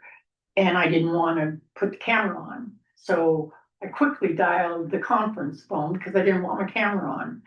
In that instance is what we're trying to say is that it was inconvenient. It's something that we decided that cameras and videos on, and we have every right to set that policy. I agree. And what was happening is the refusal. And then there was there were several occasions where their camera didn't work, and then they tried to. The only time then they came on when they needed to be on because they weren't gonna, and they came on. So their camera was definitely working. It's a refusal. It's not the freedom of speech, it's refusal to follow policy. There's a lot of focus on one person. How do I ask for an exception? I'm not gonna be able to call, I am able to call sometimes, I'm not gonna be able to be on Zoom, on video. What is my recourse? Well, you have public comment too, you know, there's a whole, you know, you can call, and then, you know, if you can't get in and you know what's coming up on the agenda, maybe. But Scott, we have 3 numbers that she's asking to be able to call, and if she wants to make a comment, to hit *9. That would be at your discretion, seeing that it's a phone right there. You see the one with the phone, and you see, they could give their comment without video because they're on the phone. Yeah, the way I see it is the person that's driving or whatever, they're not able to have video on, they would do the *9. Yeah. *9 and say, this is my situation today. I'm not able to be on video. They have, gonna have that exception. Then it'd be your discretion to realize it's. But then why do we set the policy to make sure you're on video? When they're I on mean, there's Zoom. gonna be Yeah. times that you can't, you know, I know Yeah. that, but there's always, you know, I could see where someone's, It's gonna be their a- camera could be glitching or not have cell coverage. but it's See, gonna limited get exception. abused, you know, it's just. But once again, we're giving more, you know, it's gotta be, I'm stuck with video. But as is, it does, the policy as written gives you the possibility of a reasonable exception. So Blaine, because of that situation, would it be in the best interest for the commission just to take the audio listing phone numbers completely off the table? I think it's still a good tool for listening, at least, if you're not gonna allow the *9 for. We're still giving something to them that they can listen, and then, but to be on, they gotta really. Yep. I'm sticking to I'm sticking to that too. I think that they need to call if they're listening or whatever. They wanna make public comment on whatever agenda item we're saying, cause it's happened in the past where they just call and call and. We're not even to that point yet, but once we get to, it's a public comment, well, instead of dialing that phone to get on. Call the conference phone and give your comment like we always have. Well, they wouldn't know if they made a call on conference call, if they can make it, that now we're really getting things. I know, we're getting too far into this, I think you just leave it at. We're just saying, okay, you can hang up and then you can call on the conference. I'm just saying, if you wanna make public comment, you make public comment on that phone, not on the phone on so, what I'm saying, We just said, no, you have to be video and, I said, You were getting off. what are you talking about? I wanna just stay with the video. I wanna say a video too, I don't wanna go with the phone thing. So in the past, when someone's called the conference line, you've said, we'd like you to be on video if you can, No. if possible. I think you said that Yeah. to like Brad Radke. Well, how do they even know when they're making a phone call? Unless they popped off Zoom and jumped on the phone. Well, like historically, people have called the conference line to participate. Yeah, but it's never been about the agenda item unless they knew they had the agenda item, they called because they knew and they weren't on Zoom and they have the agenda and they made a phone on the I'm conference. just thinking like Brad Radke called in on that water issue. Yeah, that's why, get Gail, oops, sorry. Gail Eber for the record. So sitting here listening to this, I came in late and whatnot. I just am going to say this from our perspective of it in our office too.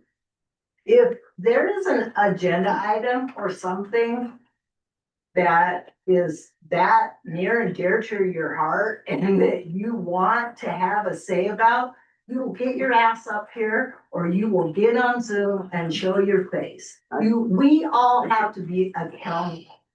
And having the option of calling in is a good thing, because I know I'm on the road a lot too, and I call in, but I'm sorry, this is a waste of your time Yes. to be doing this all the time because of what has happened in the past, because somebody gets their feelings hurt or whatever it is. You guys have made it be available. So we all need to be accountable to come and do what it is we feel like we want to do to have free speech.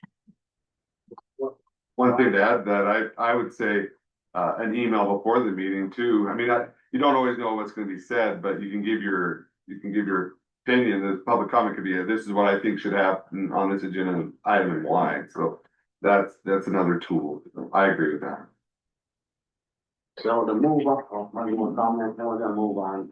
I just wanted to share my experience, which was, I was listening on via a phone number, a Zoom phone number.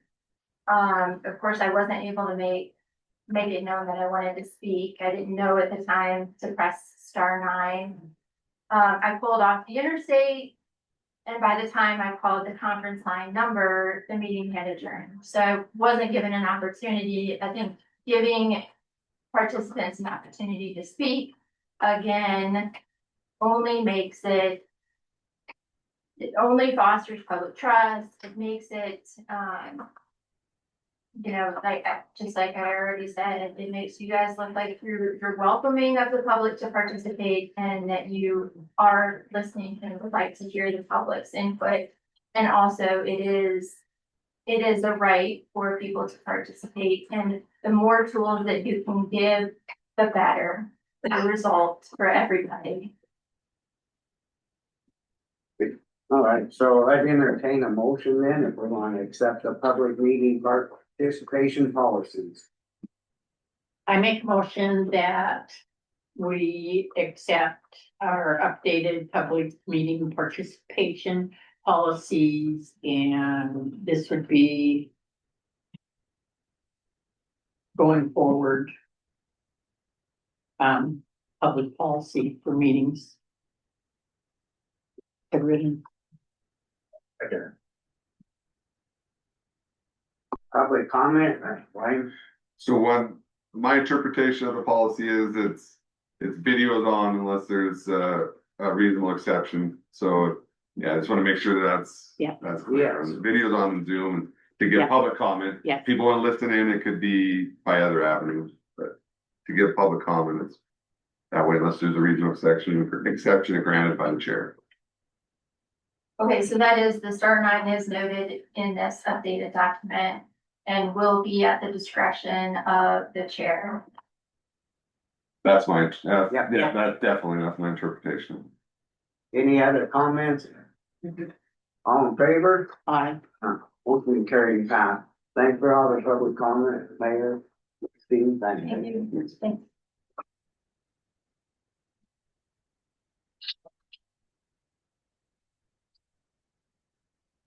Writing, Well, one thing it talks about having copies here and then posted on the website, does that work? we're into county claims.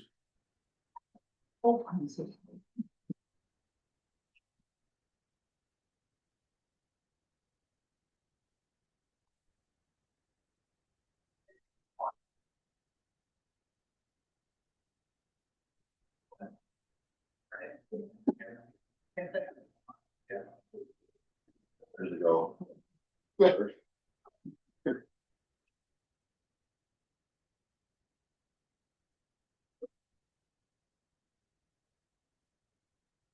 Good job, Miranda. No, thank you.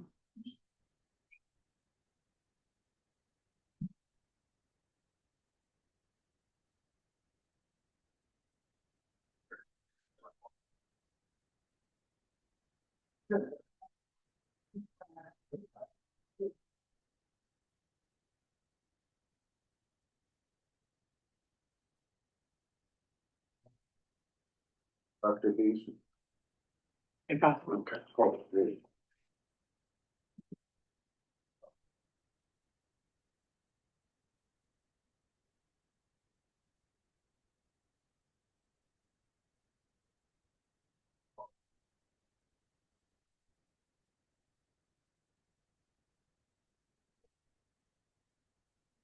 On some of, like here, blame on some of these claims, you know, on claims where we bring stuff up to the union when they want them that, like, right, here's $132 we spend on safety classes for them. And I mean, there's that stuff is, you know, all Yeah, that. and I think they came off, I mean, at the end of the day, they didn't get their added amount and whatever, but that is a big benefit. Well, They'd yeah. ask for more on the, but you guys are There's being reasonable. $57 on earplugs and stuff like that, I mean, that's. Todd had the question too on who gets in, right? I was like, you know, you have an account, local hardware store, Yeah, if you need it, get it. I assume that's what you guys would say. right. Where they're taking care of their sites, they just got signed for when they go there. Yeah, need gloves. and- Why do we have to put down in writing if we gotta go get some? That, I don't know that was put in the fall, Yeah, that No, I wouldn't don't change think the law, so. you just brought it. The main thing was that we just wanted signatures, cause a lot of times we weren't getting, they were just showing Yeah. stuff, but we weren't getting signatures. Yeah. And that's why we weren't, And hopefully those stores are requiring it. yeah, you would think so. just be. Yeah, you gotta see who it is getting it. Yeah, sign your receipt at least.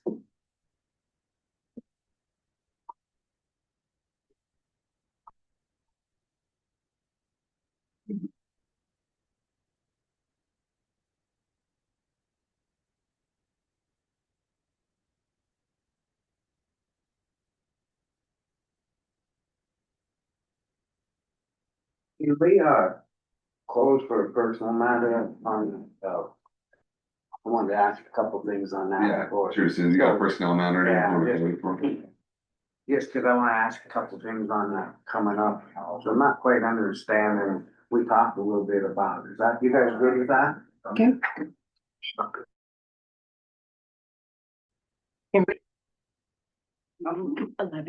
Okay, we're back on and, we're into the 11 o'clock Granite County versus Rising Sun order for attorney fees and cost portion closed for litigation strategy. Blaine, go ahead and summarize it then, please. Okay, so, the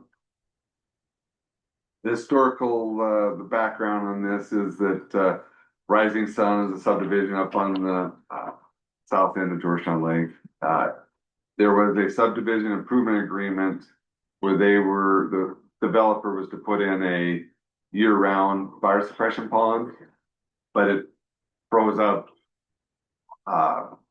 you know, all winter long. It was the sham pond, basically. So you got winter up there for several months and then we don't have any water there. So the county tried to work out an agreement with the developer. That did not work out. County, under the advice of the fire service area, brought litigation to enforce that provision in the agreement. The county on summary judgments, before Judge Dayton won on summary judgment. It went to the Supreme Court and they reversed saying we would like a finding on whether it actually freezes up in the winter, even though they admitted it didn't, so I don't understand that point. But, so we went back and had a trial on that issue of freeze up. County hired an engineer. It was proven by the county it was not a year-round pond. It was, freezes up, the hydrant would freeze up and the pond itself. So We had on that, proof on that. yeah, the commissioners testified, we had the engineer from, Great West testified, not Jeremiah, but someone Jeremiah recommended, I think it was. And, so then that was appealed, that judgment was appealed, because the county came judgment, to redo the pond. We had testimony on what it cost. Montana Supreme Court was supposed to be looking at just the sole issue of the freeze up. They looked at everything and said, well, the county blew a notice requirement, breached the contract. Should not have been an issue before them, and reversed and said that the matter's over. It doesn't have to redo the pond. Supreme Court did not discuss attorney's fees.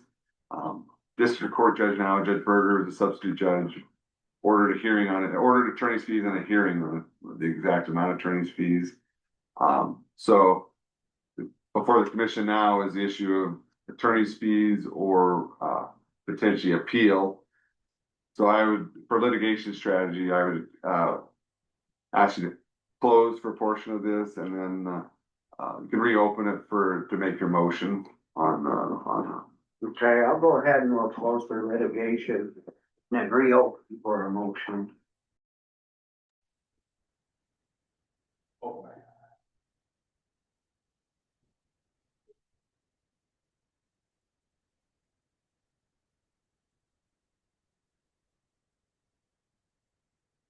Alright, so I'd go ahead and entertain a motion then on the Granite County versus Rising Sun on their attorney fees and costs. I'll motion to offer $50,000 out of PILT for the attorney's fees for Rising Sun. I'd say attorney's fees and costs, cause yeah, but I covered it all. I second that. Public comment? Blaine? So just to explain that, yeah, potentially they're asking for 73,000. Judge Berger, holding, or granted attorney's fees, we're gonna hold a hearing on October 16th if we don't have an agreement. If the county does have an appeal, but, then if you lose that, attorney's fees are still, my opinion, the Montana Supreme Court was wrong, but, this is where we're at. So I think your motion is correct. Any other public comment? I didn't hear the motion, I'm sorry. I'll motion to offer $50,000 out of PILT to Rising Sun attorney fees and costs. Okay, being no other public comment, all in favor? Aye. Aye, motion been carried and All right, I'll pass along the offer. thanks, Blaine. Yeah, and then you can, If it could be agenda item next yeah, Tuesday, if discussion decision.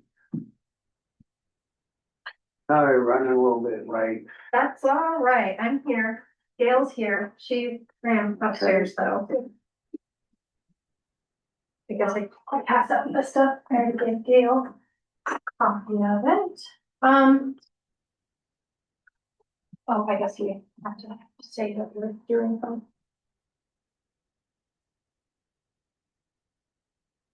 This is Kristen. Thanks. You went out for that. Updated the labor list. And then this is the collections report, just so you can see, and I'll explain it a little bit. Collections report. Collections report. I didn't make All right, the delinquent okay. list, but I gave you a collection. All right. The delinquent list is long. You can go ahead and get started if you want, Ash, that way, if you got stuff to do, to come in.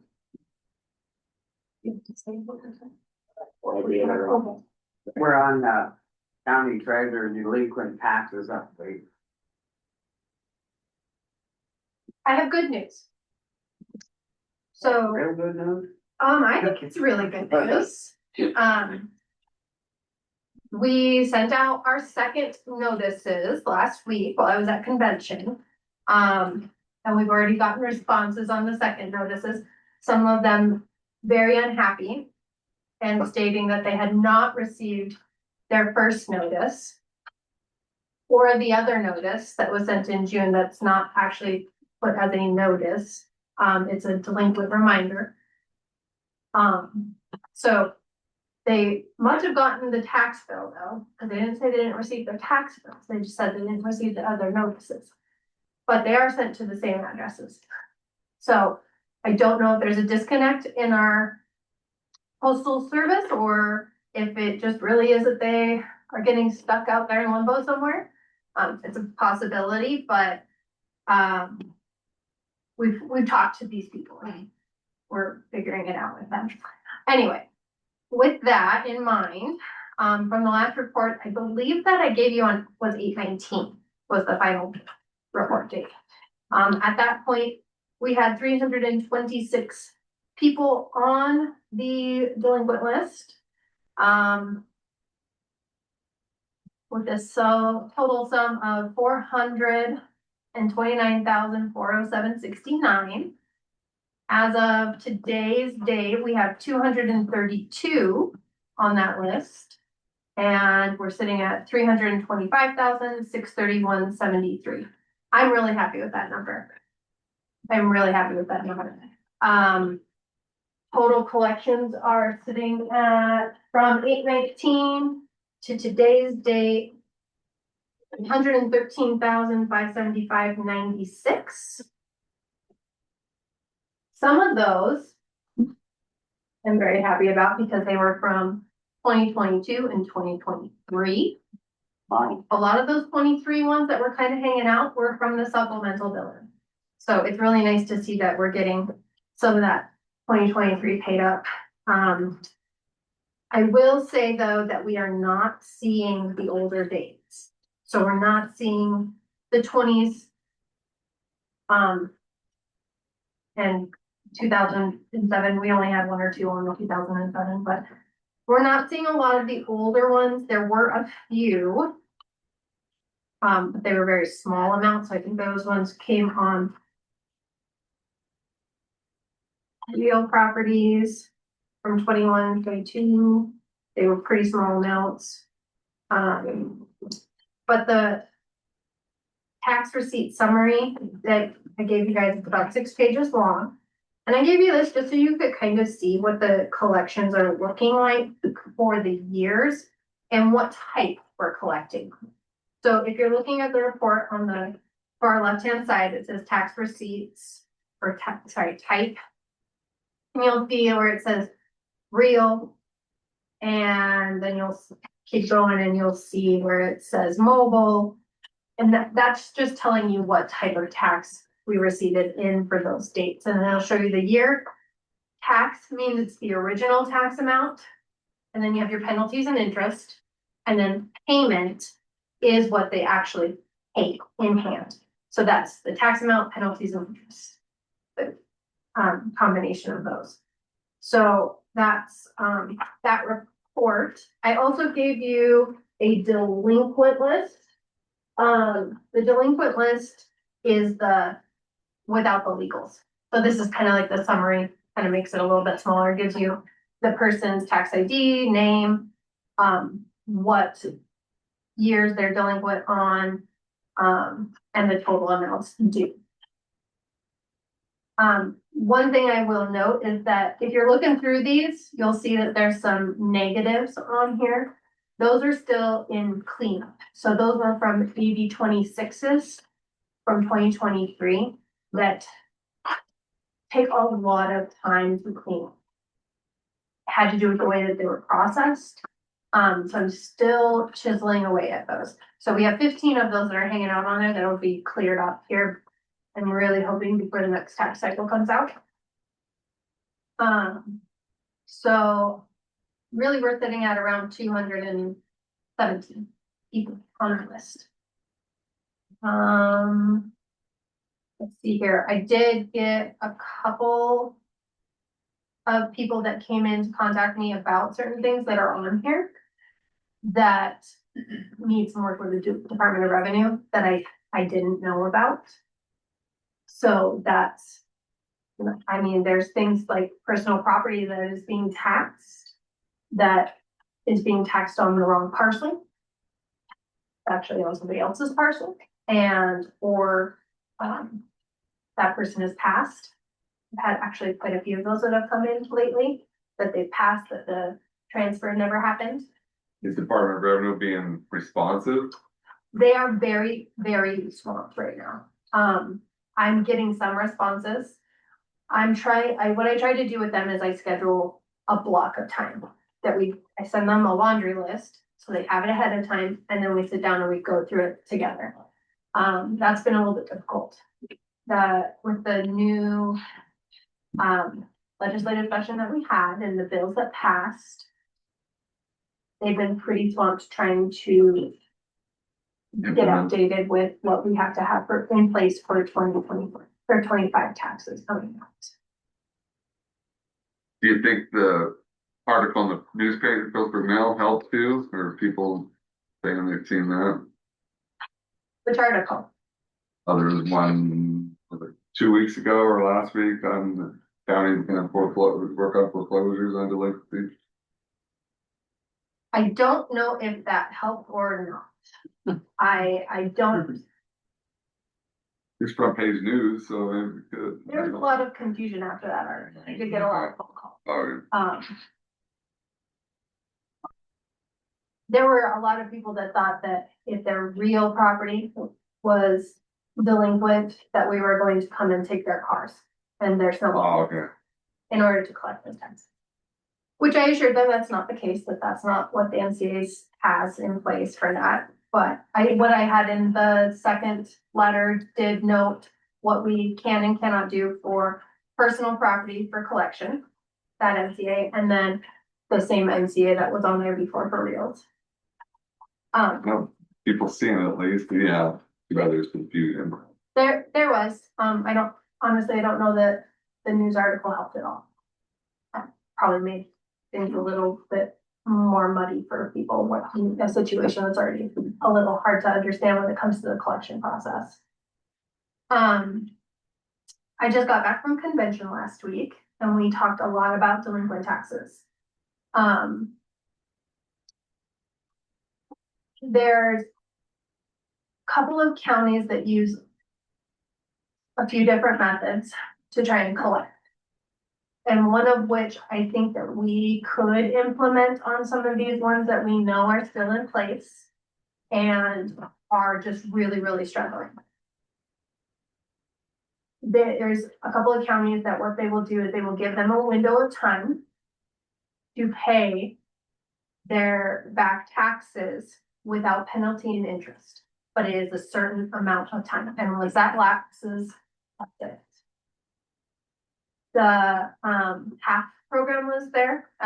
This is the program that will help to pay back mortgages, help prevent tax lien or pay tax liens off, and they help with utilities. They still have, I think they said $20 million that they have to get spent. I believe they said by September of 2026.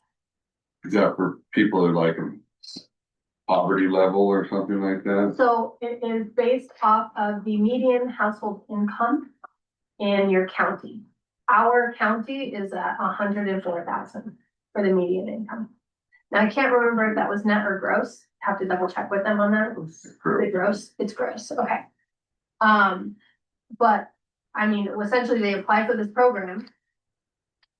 They get approved and the program sends a check to the county to pay those back taxes. And they have that information in every letter that I've sent out and it is on the tax process. Good. But I would really, really encourage people to reach out and apply for this program if they need it.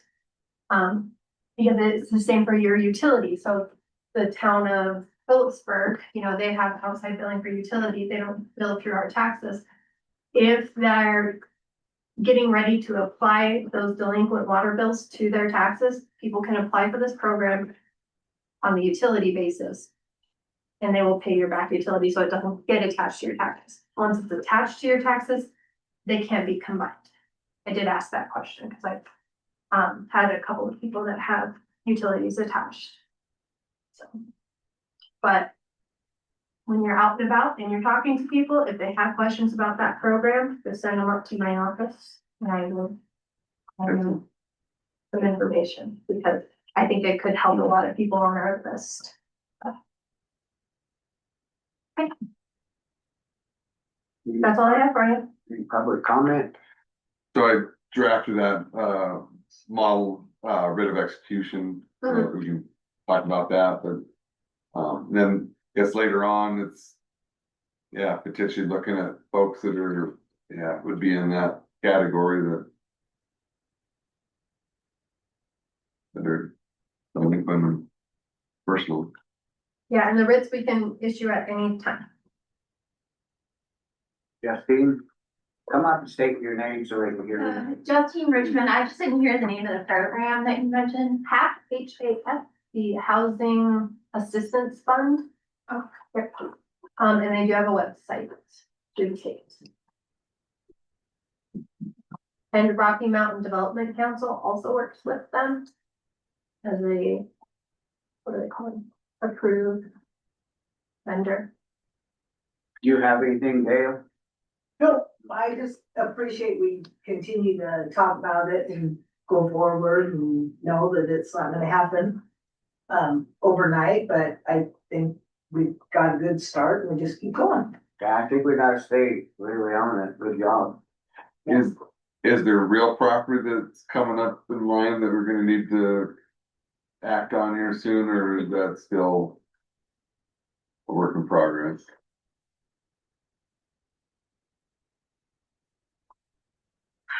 I can't think of anything right off of the top of my head that the county would want to do any litigation guarantees on. I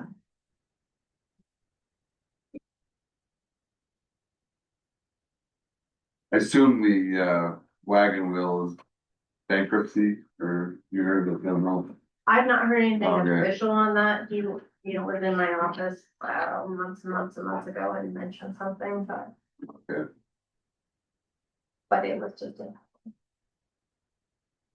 Alrighty, well, I guess on that note, thanks for the update, appreciate it, good job. I guess, have you talked with the sheriff's department at all for, if you go that way or? No, not yet. Blaine and I need to sit down. Let's sit down. Okay. And I've mentioned it to him, that, you know, he and I need to get together and probably just do some homework together. Yeah, on just trying to it. figure a plan. I don't know that Sheriff Parkell's done He- the sheriff's cell, so I'll help in the but dispatcher Val knows the process, but I'll help. Thanks. Yeah, With that too, some of that personal property down in Drummond, talked to the landowner on some of those trailers, and I don't know if he's gotten back to you about that. One of the things that was really hard was like trying to find the number, The serial number. the BIN or whatever it is, and so, you know, they're, I mean, so they put them. up underneath on that inside They- frame rail They do too. that, they put them inside the utility place. And so, you know, I mean, that, but he's very much willing to work with us. Yeah. To try to get those numbers. Yeah, I did email him. I put a call in to the folks that own the Eccleston lots up yeah. at Georgetown Lake.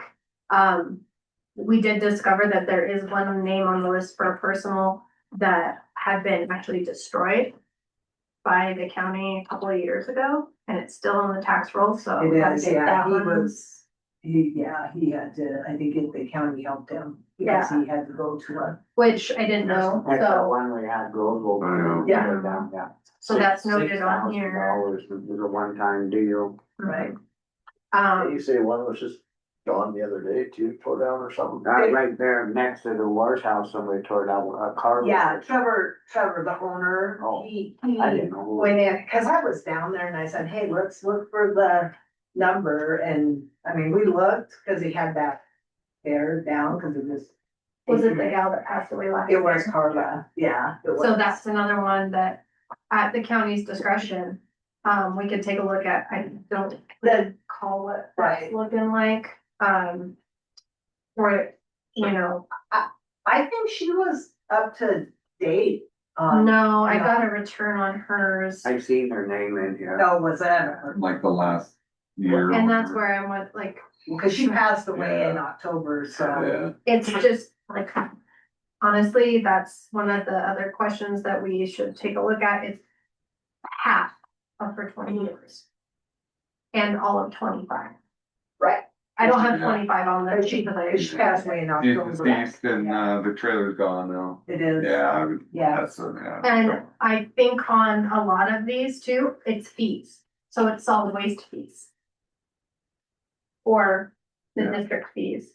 So it is at the county's discretion as well, if these are exempt mobiles, so 1977 mobile that does not equate to a $10,000 value. We can, at the county's discretion, remove solid waste fees that were not utilized in the first place. Or, you know, if there's anything else countywide fee. So educate me on this. A personal property would get a fee for solid waste, and then the place where the trailer was at would get a fee for solid waste? No. Oh, So it should apply to the dwelling, not to the property itself. Yeah, that's So- what the policy talks about dwelling. Unless there is an agreement with the landowner that has maybe like a court, like a mobile court. That they would absorb those solid waste fees, but they would still be processed per a unit or per site.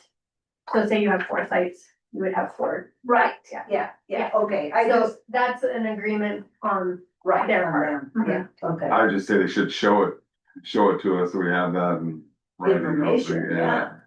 Yeah. Absolutely. Righty, any other questions or? Well, thank you. We'll move on today. Right. Thanks a million. Thanks.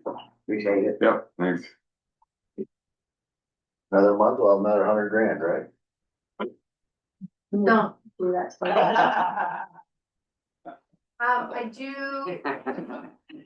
I do think that I may or may not be sending out letters in October because they do get their taxes in October. All right. And it does show the delinquent amount on the new tax bill since we moved to an outside processor. It shows on the side that they are Can they delinquent. highlight that portion? Well, I asked them that, and it has to be in the exact same spot for every taxpayer in order for it to be able to do that. But I might work with their programmer, cause everybody's different. But being able to have that take the place of sending out a letter once a year isn't a bad thing. Yeah. I mean, 2 birds, 1 stone. right, yeah, so, you know, because I think, I mean, then, do you send them out every month or, So with the letters that I have been sending, yeah, I've been sending them since we initiated this, so they got their, when they became delinquent in June, they got a June delinquent letter for mobile and personal. And then they got a multi-year delinquent letter for reels, and then they got another one in August. No, sorry. Mobile's got a second one in August. And then this letter is the second notice. So technically they've gotten 3 notices, but when we started counting them, this went like the one that went out on Monday or Tuesday was second notice for delinquent. So potentially I could send out a third in October. I just don't know if it would be confusing Right, Right, for the taxpayer to get that notice and then also get a tax bill. right, because I know even with our fees, sending out the fee notices. That we should have put on it, this is not a bill, it's just information, so I think your confusion is gonna be. Yeah, so I would prefer that if I could skip a month, it would be October and possibly November because the due dates are November. And honestly, our office is. Okay, well, we better move on, cause we're, on the member Big Sky things on. I see a couple people wandering around, but thank you so much, Yeah. appreciate it. Okay. Thanks. We're running just a little behind, but we're could I entertain a motion for the claims? I'll make a motion that we accept the claims on the agenda for September 2025. Second. Public comment? Seeing none, all in favor? Aye. Motion carried, pass. So, all right, we'll jump into initial discussion of Granite County possibility of petitioning to be re-included as a member of Big Sky Rail Passenger Authority. Discussion on possible public hearing, discussion decision. Were they coming in, weren't they, Tom? I thought Tom said they was gonna have somebody represent them, or somebody's coming in. Well, Yeah. I also think that, he was under the impression that you'd be at least going forward with the public hearing, and then you'd make your decision at the end of the public hearing, that you wouldn't make any, guarantees on it, but I misunderstood. I thought he was bringing some stuff for us, but I mean, we could. Didn't he want a letter from us saying we supported it or something like that, or? See, I Wait. don't. he had a draft resolution. Oh, he was out there. Cause So yeah, I thought he'd just bring something to the table to kind of give us a little update and like what you were talking earlier. What I've done is I drafted up the notice for the, hearing Yeah. that go on the Phillipsburg Mail, so if you're deciding, I guess it's an absolute no right now, then I guess you say that, but if you're wanting to at least hear things out, I'd do the public hearing, get the public's comments.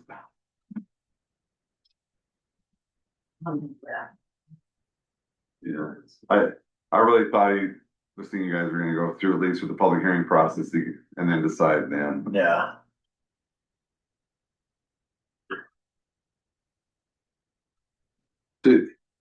My advice to you, unless it's an absolute no, to go forward with the public hearing process to get the public's I comment think- and then make your decision after Yeah, that. I just thought he was bringing something in for us to move ahead, so we kind of had something to bring to the public, so that. I guess we just entertain a motion, go ahead into a public meeting, Public hearing. public hearing. You get that motion? Okay, Yes. Okay, I just wanted to make sure I didn't. Got it, but yeah. the motion hasn't been made yet. Proposed. But make she it? proposed, Oh, cause I see her raise her hand, I didn't know she. I see, okay. So I'll make a motion for Granite County possibly petitioning to be re-included in Big Sky Rail Passenger Authority with a public hearing. Second. Public comment? I know that you guys were gonna talk about Elena's email, but maybe that's after you guys vote, I don't know. You could decide or discuss it now if you want.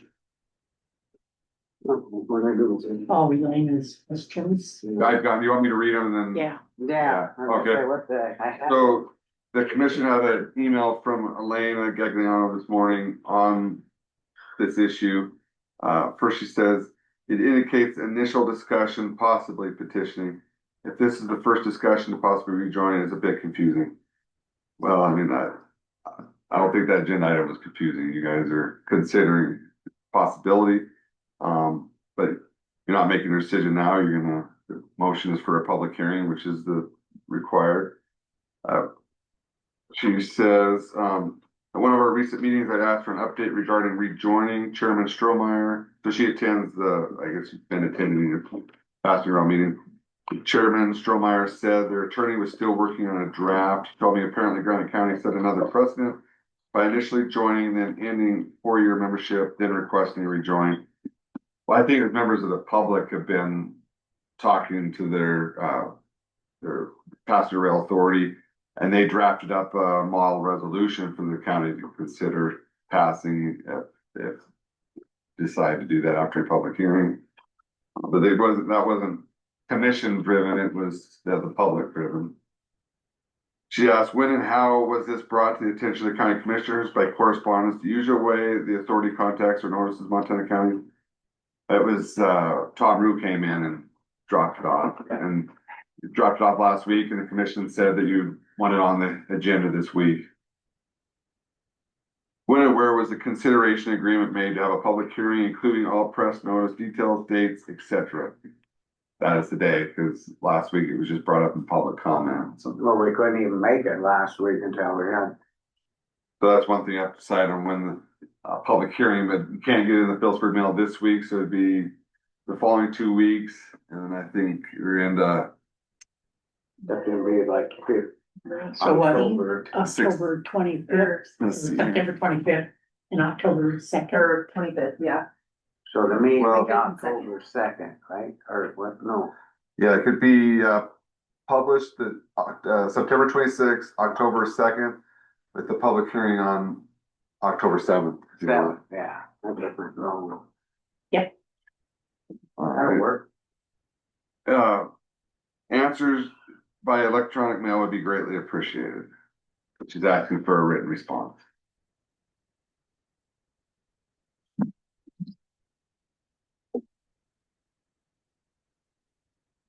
So do I have a second? You said I can. The other public comment on this? So that works for the public hearing on October, the seventh, right? Yep, And then at what time works? So this notice of public hearing is the actual notice that's going in. I have 10 AM. 10 AM? Yeah. Okay. Okay. All right. All in favor? I, Aye, it's been carried past. On there, do we need to, email her back on this stuff, or she's listening? Do we, It's up to commissions. I mean, we don't know a lot of it, I mean, it's gonna be on the 7th, then she could get in, listen then. No. Yeah, you're gonna have public hearing on October 7th. Sounds good. Alrighty, so we'll jump into the fire restrictions. I talked to Jackie this morning on this, and I thought maybe stay at one this week, and then next week we'll see what happens and probably go off. Let's go back to regular. So, and she was getting hold of the people that she talks to, DNRC and all that. Everybody good with that? Okay, the pay application number 18 for TCS Northwest and the Fort House.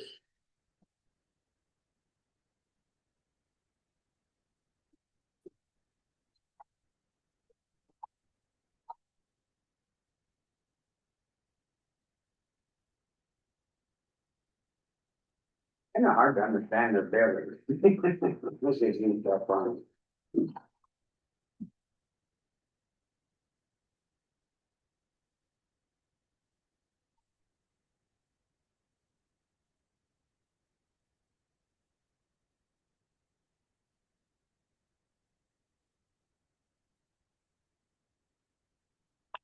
So is it a total of 86? That way I'm reading it, or no, 35. Oh yeah, see, it's 35,617.68. Again, through claims.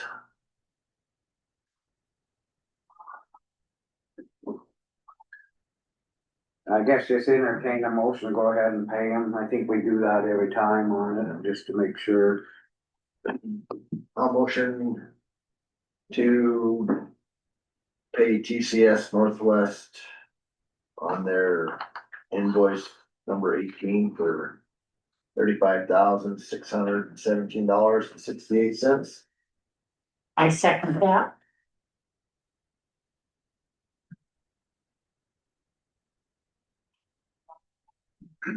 I see where Scott didn't sign it this time, does it matter? Oh, that just came through this morning. Oh, That's. He did sign it? He did. oh, okay. I was looking Good, at yeah, it. Yeah, that, yeah, that's important. Okay, yeah, it came through after 9, sorry. any public comment on this claim?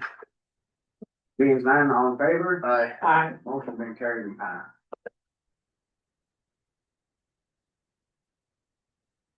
Okay, letter of support for Action Inc. State Funding Discussion Decision. We have the letter here. I haven't read it yet, so it'll take a minute. It's to the James D. and D. And that representative, they can talk to you about that, is that okay? Oh, yeah, sure, okay. I just. Sure. And that is my apologies to Miranda. I got her that letter late, so, but I just wanna use facts about it too. Go ahead.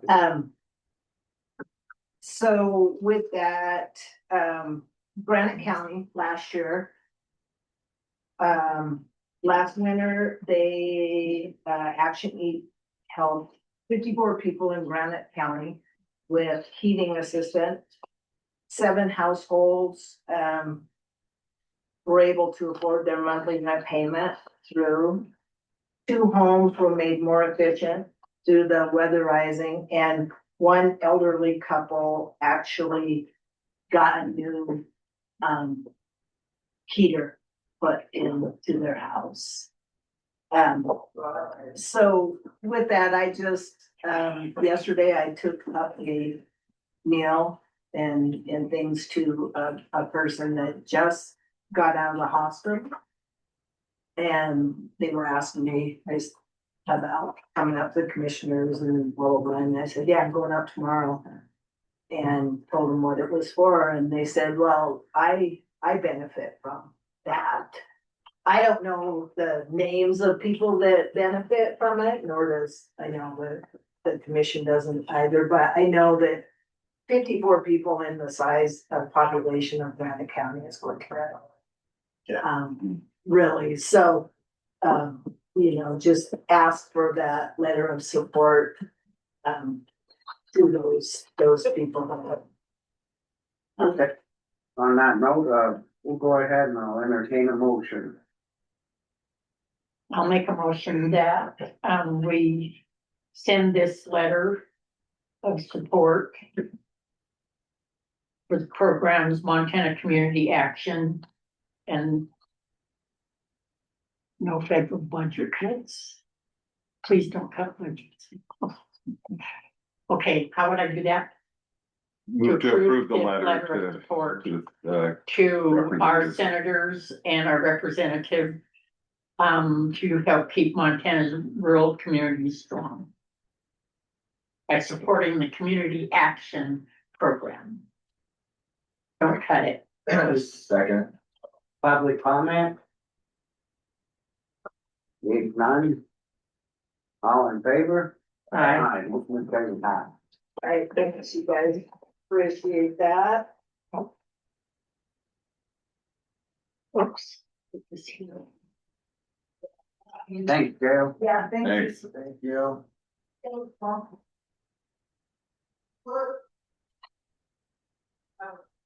The next one we'll find out. I'm leaving. I'm gonna leave that one. We So just can I send it just in, Does Gail need it? I don't know. I just say send it with county, Okay, and then below. And I can do that. Yeah, second. Should I have printed I don't through? rest. A second. Yeah. No, maybe, They pulled it for could, scan it and email it to her. Oh. Do that, yeah.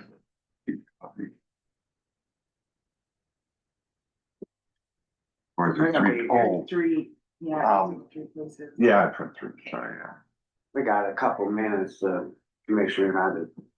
Yeah, okay, she's gonna print 2 more, so Yeah. have an original, it's gonna be.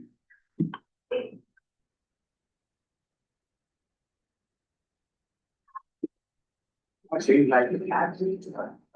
Been getting 1,000 people, so. Yeah. I said, people see that deal and says foreclosure, that get them moving. I think once a guy does a couple of them, very good. Yeah.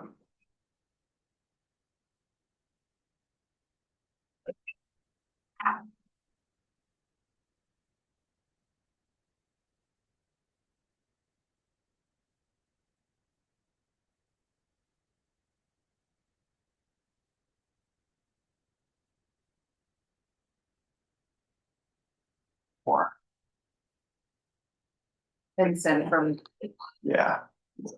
this office.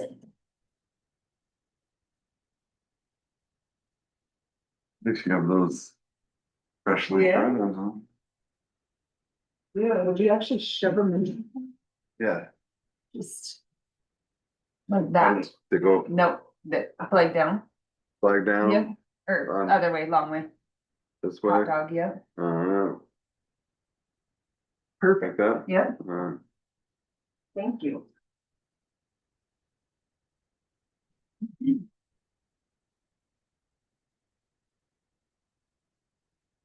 Pretty slick. Right. This one closed for litigation. Yeah. Let's see. Portion of it's called. We want. In the open part of it, yeah, open part of it, I can explain what's going on. Right. Some of it too, you might have to move up where you can hear us too, cause I know it's, man, all that noise comes in. Now there is coming from that where. Yeah, a lot of people. And I do that. It's fun, like, you know, I know it's noisy. Yeah. I grabbed it up and asked them. Just. Echoes. Yeah. All right, so we'll go ahead and David, Granite County proposed settlement agreement. There. So in this case, there's, he's a former employee. He has hired an attorney. There's not been any litigation filed, but they had a settlement offer. And so, we have, Maureen Lennon, Mako attorney is gonna be on. I think she's calling here now. Let me see if She's representing him? hello, this is Blaine. Sorry. Oh, okay, we'll email that to you here. Yeah, right now. Yeah, we just started, so yeah, you're perfect, so, yeah, we'll email that to you right now. All right, thanks. Bye. No. Yeah, the Zoom link. Miranda did send it to her, she missed. She did. No, she's representing the county. We're running a little behind anyway. It's got some of that stuff, that tax stuff, it's just, there's a lot of questions. Okay, I sent it. Thanks.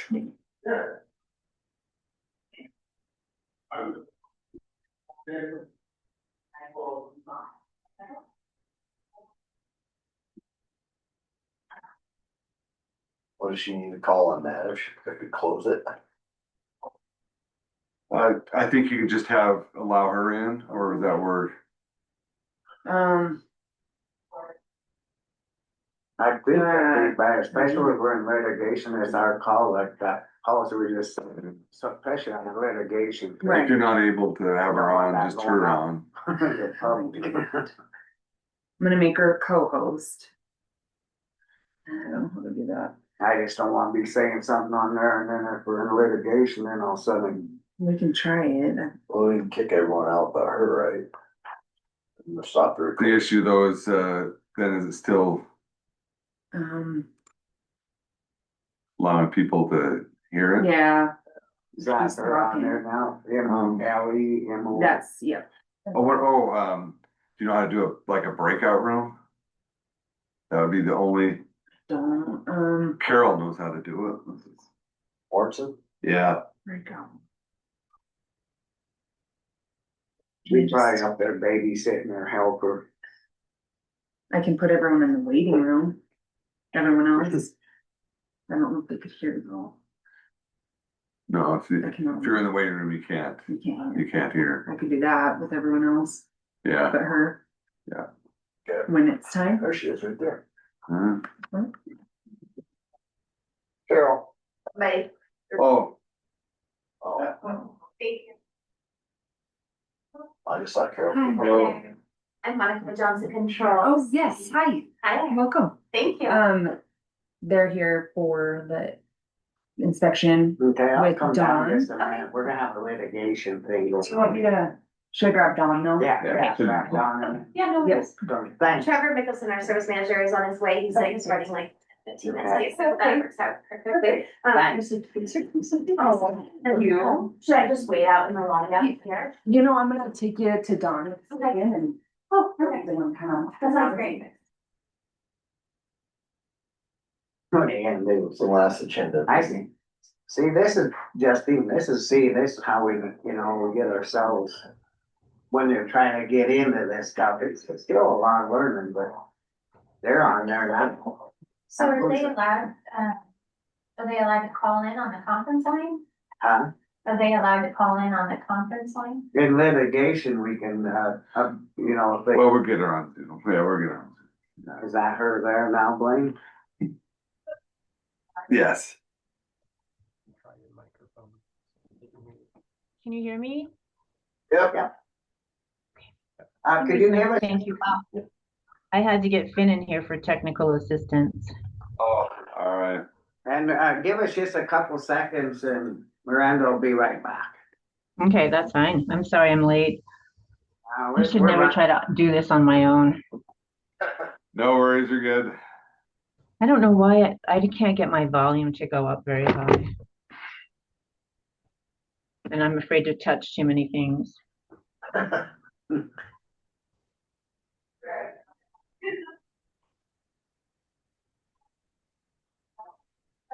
Oh, well, here we go. All right. You're fine. I know many who would disagree with that. You can go ahead and give us, go ahead and start off. Okay, all right. I think there are two things. First of all, I'm going to write a letter to Larry Henke on your behalf. Simply, he made a request for all the reasons for discharge, and if everyone's comfortable with just attaching the discharge letter, I'm going to do that. This is in the Peterson case. Is there any reason not to just attach the termination letter? Were there additional reasons for his discharge, Peterson's discharge, other than what you put in the termination letter? No? No. Okay. All right, good. I'll get that to you today for signature. And will all three of you sign or just the chair? Two. Two. Oh, wait, that's right, two of you. Okay, good. The second thing is Larry Henke has made a settlement demand. He says his bottom line is $15,000. And so I need to talk to you about that so I can, if Mako's in charge of the money, obviously, and I have to talk to claims, but I want to know how you feel before I talk to claims because my job is to advocate for you. Next, okay, well, this is where we'll probably close it, Dusty. Okay. Because now we're going into litigation. Thank you. Am I just putting her in the waiting room then, Blaine? Yeah. What do you think? Okay. Yeah.